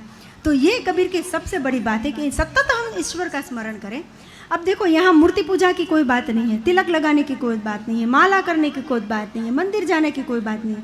बस निरंतर सतत स्मरण करो, यही ईश्वर भक्ति है, यही उपासना है। फिर आपको समय नहीं मिलता, कोई बात नहीं, दफ्तर जाते हो आते हो भगवान का नाम लो, है ना। आपको मंदिर जाने का टाइम नहीं है, कोई बात नहीं, जहाँ भी आते जाते हो काम करते, अपने कर्म में भी ईश्वर रखो ना। यदि आप अपने कर्म करते समय ईश्वर रखते हो तो कभी कोई बुरा कर्म आप कर ही नहीं सकते। और यही तो गीता जी का कर्म सिद्धांत है, कर्म का सिद्धांत, कर्मणे वाधिकारस्ते माँ फलेषु कदाचन। बस कर्म करो, फल उसके हाथ में है। मेरे हिस्से में जो आया है वो मैं करूँ। मेरे बॉस ने मुझे दिया है वो काम मुझे करना है, मैं छोटा नहीं हूँ, मैं बड़ा नहीं हूँ, मैं करूँगा, बॉस खुश होंगे, मुझे देनी है तो तनख्वाह और बढ़ाएंगे, नहीं देनी तो कोई बात नहीं। ये चीज़, यही बात कबीर जी ने बताई। एक बहुत बड़ी बात बताई है कबीर ने, वो मुझे बेहद पसंद है। निंदक नियरे राखिए आंगन कूटी छवाए। वेलकम, आओ मेरे आंगन में रहो तुम। निंदक नियरे राखिए आंगन कूटी छवाए, बिन साबू पानी बिना निर्मल करे सोहाय। कितना निर्मल कर देता है, हमें पवित्र बना देता है कौन? निंदक। और हम उसी से अकड़ते, साले ये क्यों आया मेरे सामने, अकड़ जाते हैं। जो निंदक को देखकर अकड़ता है ना, वो वास्तव में साधु व्यक्ति है ही नहीं। उसको देखकर खुश होना चाहिए, आ गया मेरा शागिर्द, अब मुझे देखो बदलेगा ये। निंदक आपके पास जितने ज़्यादा, आपकी सफाई उतनी ज़्यादा। सौंदर्य साबुन निरमा, आपकी साबुन सफाई कर देगा। और इसलिए मैं तो कहती हूँ, कबीर ने एक निर्मल नाम का साबु दिया है आपको, जो हमेशा आपके पास रखो। निर्मल साबु है, निंदक नाम का निर्मल साबु है, जो आपके पास रखो। कोई निंदक आया, वाह वाह, आओ आओ, क्या है गलती दिखाओ।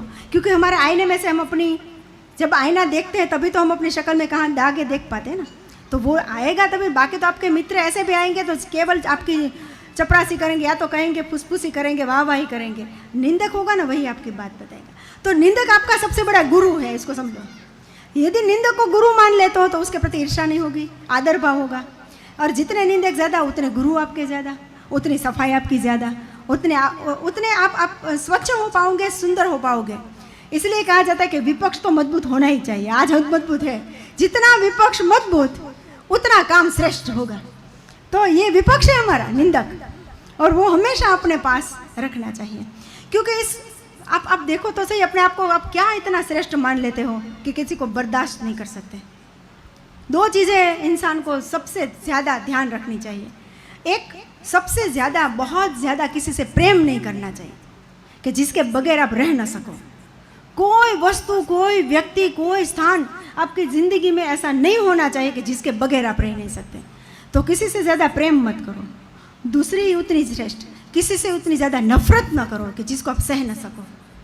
किसी से ज़्यादा प्रेम ना करो कि उसके बगैर रह ना सको। किसी से ज़्यादा नफरत मत करो कि उसको सह ना सको। तो कबीर ने बताया कि ये निंदक हमारे पास होना चाहिए। और निंदक ऐसा कैंसर है कि वो आपकी जड़ों को काटेगा, और आपके काटेगा तो आप कैंसर से मुक्त हो जाओगे भाई। आप में जो बुराई है उसे आप मुक्त हो जाओगे, आप स्वतंत्र हो जाओगे, आप निर्मल हो जाओगे बिल्कुल। और निर्मल हो गए तो निर्मम हो गए, और निर्मम हो गए तो कोई अपेक्षा नहीं, कोई इच्छा नहीं। फिर अलगारी आप भी हो सकते हैं कबीर की तरह, निंदक नियरे रखोगे तो। कबीर कहते क्यों इससे आप द्वेष ईर्ष्या करते हो? हमेशा निंदक को आप अपने पास रखो, तभी आप कर पाओगे। एक बहुत सुंदर दोहा है कबीर का, बुरा जो देखन में चला, बुरा न मिलिया कोई, जो दिल खोजा आपका, मुझसा बुरा न कोई, है ना। लेकिन हम तो भाई ऐसा नहीं मानते, हम तो कहते भला जो देखन में चला, भला न मिलिया कोई, जो दिल खोजा आपका, मुझसा भला न कोई। हम ये मानते कि मैं ही सबसे श्रेष्ठ हूँ, मैं ही सबसे बेस्ट हूँ। लेकिन कबीर कहते हैं कि मैं ही सबसे बुरा हूँ।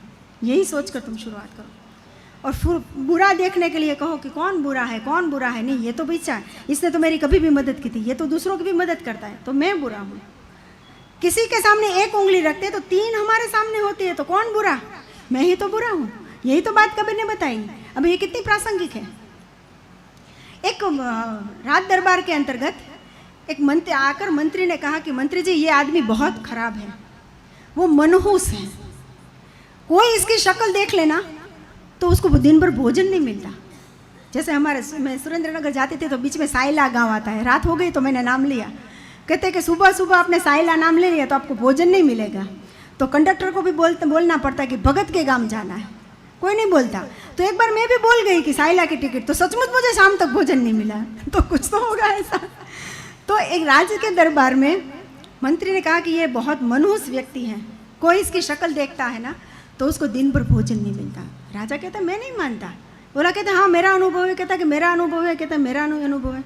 तो राजा के नहीं, ऐसा करो, इसको आज मेरे महल में रखो, मैं अनुभव करूँगा और फिर इसको जो सज़ा देनी है मैं दूंगा। ठीक है, राजा ने इसको अपने महल में रखा। फिर कहा कि नहीं ऐसा करो, महल में तो सुबह आकर बीच में कोई आ जा सकता है, उसको करो मेरे ही कमरे में रखो, ताकि मैं उठकर उसी को देखूँ। मेरे कमरे में मैं और वो व्यक्ति, और कोई नहीं होना चाहिए। तो राजा ने सुबह उठते ही उस व्यक्ति का चेहरा देखा।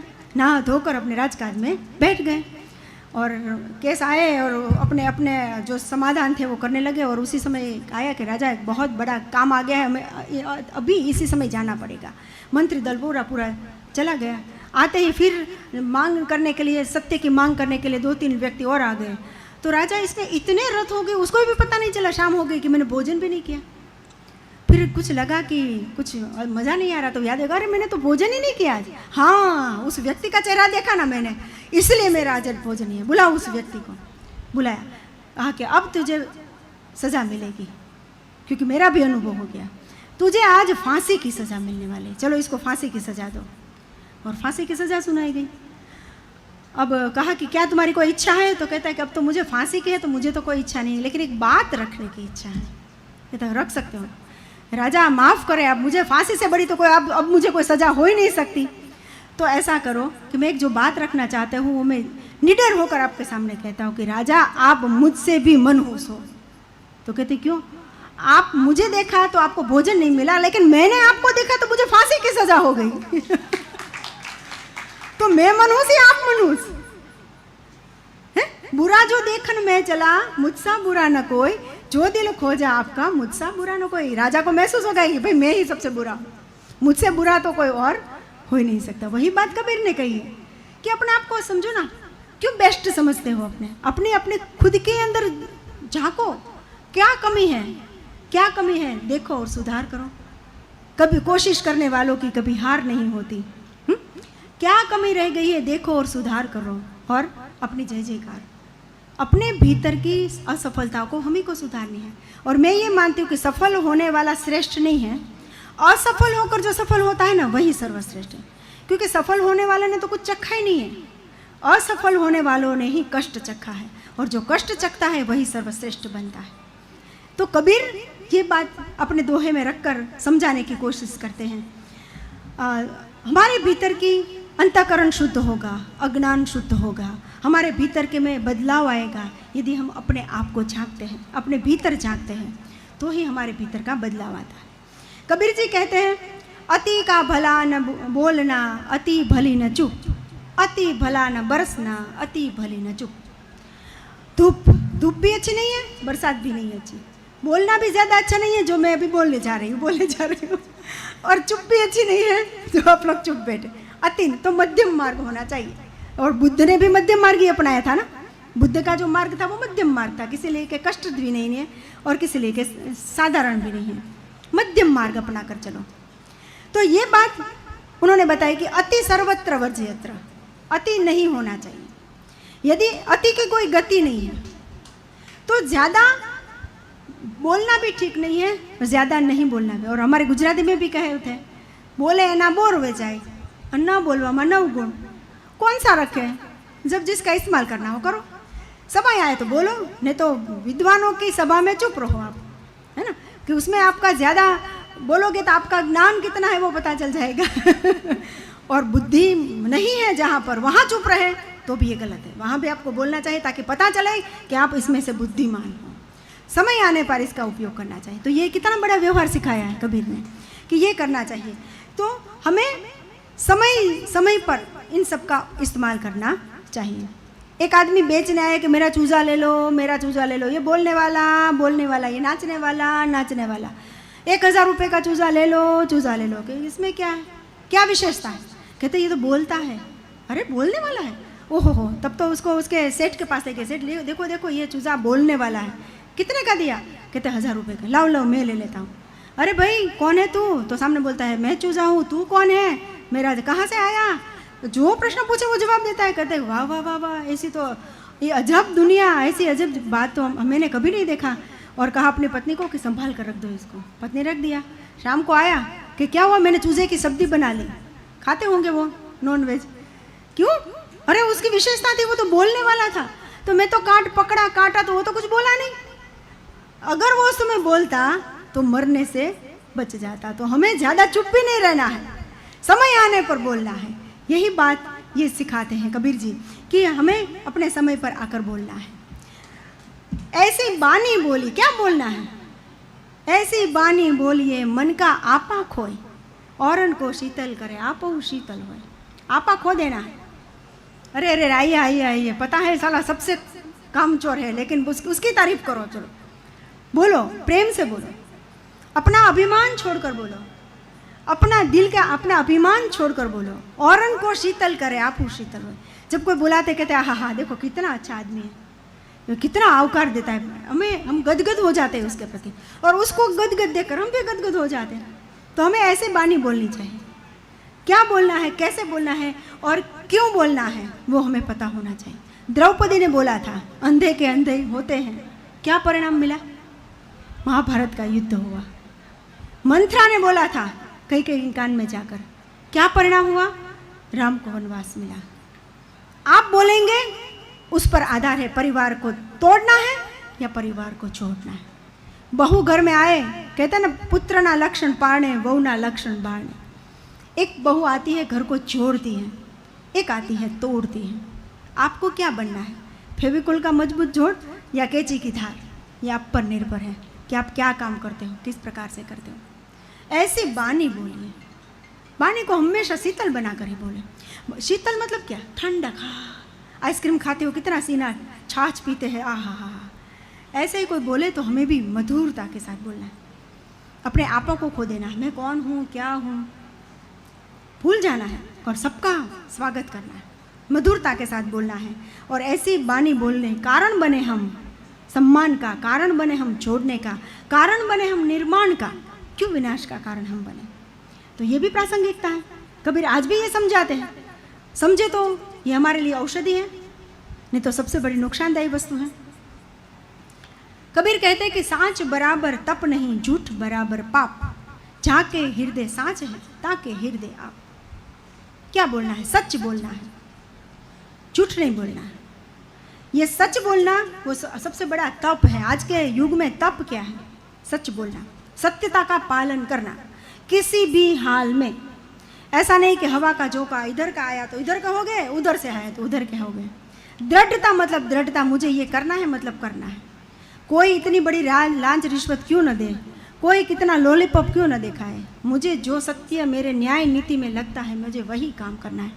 यही साच है, यही धर्म है, यही तप है। झूठ बराबर पाप। सच पाप क्या है और पुण्य क्या है स्पष्ट कर दिया। सत्य बोलना पुण्य है, झूठ बोलना पाप है। आप निश्चय करो कि आपको पाप का पक्ष लेना है या पुण्य का पक्ष लेना। जहाँ के हृदय साजे ताके हृदय आप। भगवान कहाँ है? हृदय में है। लेकिन किसके हृदय में? जिसके हृदय में साज है वहाँ। सत्य जहाँ है वही ईश्वर है। सत्य से कोई उसका दूसरा मार्ग ही नहीं है।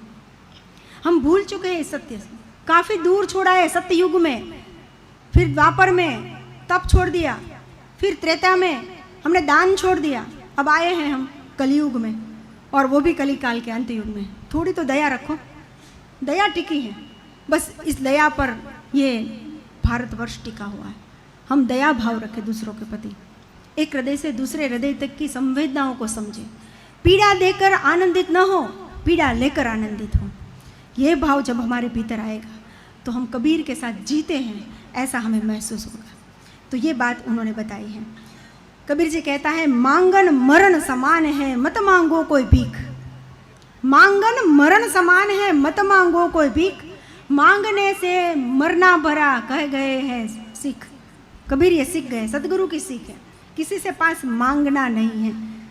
सामान्य सी बात है, चीनी खत्म हो जाती है तो टिक टिक है चीनी देना थोड़ी, ये हम अधिकार मांग ले, पड़ोसी है, इसमें क्या है। बच्चों से हम सिखाते हैं मांगना, बच्चों से हम चोरी करवाना सिखाते हैं। धीरे धीरे यही बच्चे परीक्षा में चोरी, माँ बाप कहते हैं चोरी करने दो ना, चोरी करें। शिक्षक कहते करो चोरी। क्या पैदा करते हैं हम? बड़े बड़े चोर। आगे जाकर वो बिजली की चोरी करेंगे, इनकम टैक्स की चोरी करेंगे, इन सब की चोरी तो पैदा करते हैं। मांगने की वृत्ति हमारे भीतर नहीं होनी चाहिए। ये मांगना सबसे बड़ा दुर्गुण है। चला लो, जो भी है जैसा है चला लो। मेरी माँ हमें सिखाती थी गुजराती में, चाल से, भाव से, फाव से, गम से। इतने सिद्धांत यदि हमारे जीवन में है तो कभी कोई कष्ट नहीं। जो भी है चला लो, जो भी है आया बहुत अच्छा है, मुझे और नहीं चाहिए। मांगना नहीं है किसी से। और बच्चों से हम बिल्कुल मांगने की बात नहीं सिखाएंगे। एक दरबार में बहुत बड़े बुद्धिमान पंडित हुआ करते थे। तो राजा ने कहा कि कुछ ऐसा करो कि लोगों को ज्ञान मिले। तो ये पंडित थे, इन्होंने महीने महीने मेहनत करके करके इतने दलदाल 10-12 पुस्तक बनाई। राजा ने कहा तो ये तो वेद उपनिषद पुराण है ही हमारे पास, तुमने क्या नया किया, कुछ ऐसा करो कि लोग आसानी से समझ सकें। तो उन्होंने छोटे छोटे करके 3 पुस्तक बनाई। राजा कहते ये भी नहीं, मुझे और छोटा चाहिए। मेहनत करके 1 पुस्तक बनाई। राजा ने कहा नहीं चलेगा, एकदम संक्षिप्त करके दो। तो 1 महीने की मोहलत देता हूँ मैं। 1 महीने की मोहलत इन सब ने मिलकर, जो 10 विद्वान थे 10 ने मिलकर एक कागज़ में तैयार किया। कहते आज तो राजा खुश हो जाएंगे, आज राजा खुश हो जाएंगे, ऐसी चीज़ हम तैयार करें। राजा के सामने गए, पत्ता लिया, पढ़ने लगे। अरे भाई इतना पढ़ने के कौन समझेगा भाई तेरी बात, मुझे एक वाक्य में बात चाहिए, करनी है तो आज शाम तक मुझे बात चाहिए। एक ही वाक्य में मुझे संदेश देना है लोगों को, मेरे दरबार में लोगों को समझाना है, मेरे नागरिक के लोगों को, नगर के लोगों को मुझे समझाना है। शाम को विद्वान आए और कहा कि आज एक वाक्य में हम समझा दें, जिंदगी में कभी किसी को कहीं भी मुफ्त में कुछ भी नहीं मिलता। एक वाक्य में, जिंदगी में कभी भी किसी को भी कहीं से भी किसी से आज से मुफ्त नहीं मिलता। दुनिया में कभी मुफ्त मिलता नहीं है, और मुफ्त मिलता है तो वो सेल वाली घटिया चीज़ें होगी, इतना ध्यान रखो। क्योंकि कीमत चुका कर ही कीमती चीज़ ली जा सकती है, और जो मुफ्त में मिलती है उसकी कोई कीमत नहीं होती। और इसलिए ध्यान रखना, कोई मुफ्त 1 गेट 1 फ्री देता है तो हमें भी समझना है कि हमें मुफ्त की चीज़ें नहीं चाहिए, कीमत वाली चीज़ ही कीमती चीज़ बता सकता है। तो ये बात भी हमें एक समझने की ज़रूरत है। कबीर जी के इन विचारधाराओं में मैं अंतिम बात रख कर समापन की ओर जाना चाहती हूँ। कबीर जी ने शील पर बहुत बड़ी बात की। शीलवान, चरित्रवान, चरित्रवान सबसे बड़ा साधु है। इंसान की पहचान उसके चरित्र से होती है, ना कि उसके रूप, रंग, दिखावे, पहनावे, संपत्ति, साधन, किसी से नहीं। शीलवान सबसे बड़ा, सब रतन की खान, तीनों लोक की संपदा रही शील के पास। तीनों लोक की संपदा, शीलवान धनवान होता है, उसके पास 3 लोक की संपदा है, और वही सबसे बड़ा धनवान है, क्योंकि उसके पास ही सब रतन है। कोई अच्छे ओहदे पर हो, बहुत अच्छी कमाता हो, लेकिन वो चरित्रवान नहीं है तो उसकी कोई वैल्यू नहीं है। लेकिन जो निर्धन है लेकिन वो चरित्रवान है, वो धनवान से भी बढ़कर होते हैं। आज हमें अपने भीतर झांक कर देखना है, हम कितने चरित्रवान रह चुके हैं। हम अपने पूर्वजों के इतिहास को गौरवान्वित करते हैं या उनके इतिहास को डुबोने का काम करते हैं। अरे फला फला का लड़का साले नाक डुबो दिया है, उसने अपने पिता का नाक डुबो दिया, ऐसा बोलते हैं ना। क्या थे उसके संस्कार, ये क्या निकला। तो चरित्र सबसे बड़ी पहचान है। एक उदाहरण मैं कबीर जी के जीवन में से देना चाहूँगी। कबीर जी का पुत्र है कमाल, बहुत निर्धन थे कबीर जी। तो उसके बेटा एक बार अकड़ गया कि खाने में भी कुछ नहीं है, क्या तुमने कमाया है आज तक, कुछ नहीं है हमारे पास, आज मैं चोरी करके लाऊंगा। कबीर जी कहते चोरी करने जाओगे, मेरा पुत्र होकर तो चोरी करने जाएगा? कि हाँ मैं चोरी करके आऊँगा। कहाँ जाएगा? पता नहीं, मैं कहीं से आज चोरी करके आऊँगा। कबीर जी कहता ऐसा कर, मैं भी तेरे साथ आता हूँ, आप रहने दो, आपसे नहीं होगा। नहीं नहीं नहीं, मैं भी आता हूँ। फिर बाहर निकल कर सोचा कहाँ जाएंगे। ऐसा करते हैं, बेटे ने बताया कि साहब के तुम्हारे साहब है ना, उसके गोडाउन को हम लूट लेते हैं। गए गोडाउन के पास, कहा क्या ताला तोड़े? नहीं नहीं नहीं, ताला न मत तोड़ना, मैं अभी सेठ के पास जाऊँगा, चाबी लेकर आता हूँ। सेठ के पास गए, सेठ जी चाबी चाहिए गोडाउन की। कहते क्यों चाहिए? मुझे गोडाउन में से चोरी करनी है। सेठ जी हंसने लगे, मेरे गोडाउन से तुझे चोरी करनी है तो मेरे पास चाबी लेना है? हाँ, ताला तो हम तोड़ नहीं सकते ना। कबीर ने कहा जा तू घर पर, और उसके पास पूरी राशन की दुकान उसके घर पर बेच दी कि अभी तुझे तेरे जीवन में कभी पेट भूखा रहने की नौबत नहीं आएगी। ये चरित्रवान है, इसको कहते हैं चरित्र। मनुष्य के जीवन में सबसे बड़ी संपदा यदि कोई है तो वो चरित्र है। और इसलिए तो कबीर कहते हैं समझाते हुए लोगों को कि कबीरा खड़ा बाजार में मांगे सबकी खैर, ना काहू से दोस्ती और ना काहू से बैर। मैं किसी का दोस्त नहीं हूँ, मैं किसी का दुश्मन नहीं हूँ, मैं यही खड़ा हूँ, कोई मेरा दुश्मन नहीं, कोई मेरा दोस्त नहीं, जिसको जिस प्रकार से चाहे उन्हें जाए। कबीर कहते हैं कि चाह गई चिंता गई मनवा बेपरवाह, चाह गई चिंता गई मनवा बेपरवा, जिसको कुछ न चाहिए वो शहंशाह। शहंशाह कौन होता है? जिसको कुछ नहीं चाहिए ना वो शहंशाह, बाकी तो चाहिए चाहिए और। शहंशाह के भी दरबार भरा हुआ है, सब कुछ भंडार भरा है, तो भी उसकी चाहत पूरी नहीं होती। कबीर जी कहते हैं कि जिसको चिंता नहीं है, किसी को चाह मतलब इच्छा ही नहीं है, वही सबसे बड़ा शहंशाह हुआ करता है। तो यही जीवन की सीख कबीर जी अपने पदों में देते हैं। एक बार विवेकानंद जी शिप में जा रहे थे और एक नवयुवान था कि तुम कहाँ जा रहे हो? विवेकानंद ने पूछा। कह रहे मैं विदेश जा रहा हूँ। क्यों? पढ़ने। पढ़कर क्या करोगे? कि मैं नौकरी करूँगा। कह रहे नौकरी करके क्या करोगे? कि मैं शादी करूँगा। तो शादी करके क्या करोगे? बच्चे पैदा करूँगा। तो फिर क्या करोगे? अकड़ गया, बच्चे को बड़ा करूँगा। तो फिर बच्चों को शादी करूँगा, फिर मर जाऊँगा। अरे पहले ही मर जा, तो इतना तो पशु पक्षी कुत्ते सब करते हैं, तो तुझ में और उसमें फ़र्क क्या रहा? यदि तुझे भी वही काम करना है तो तेरे और पशु पक्षी में फ़र्क क्या है? कबीर हमें ये समझाना चाहते हैं, तू कौन है समझ, क्यों आया है तू समझ, और आने के बाद तू निर्णय कर तुझे क्या करना है। तेरे भीतर है सब कुछ, बाहर झांकने की ज़रूरत नहीं है, मूर्ति पूजा की ज़रूरत नहीं है, पत्थर को पूजने की ज़रूरत नहीं है, माला फेरने की ज़रूरत नहीं है। क्यों? कस्तूरी कुंडल बसे मुर्ग ढूंढे मनमाही। हमारे भीतर है, जो है वो, कहीं और जाने की ज़रूरत नहीं है। जैसे मृगनी भाग रही है कस्तूरी के पीछे, लेकिन उसको पता ही नहीं कि मेरे पास है।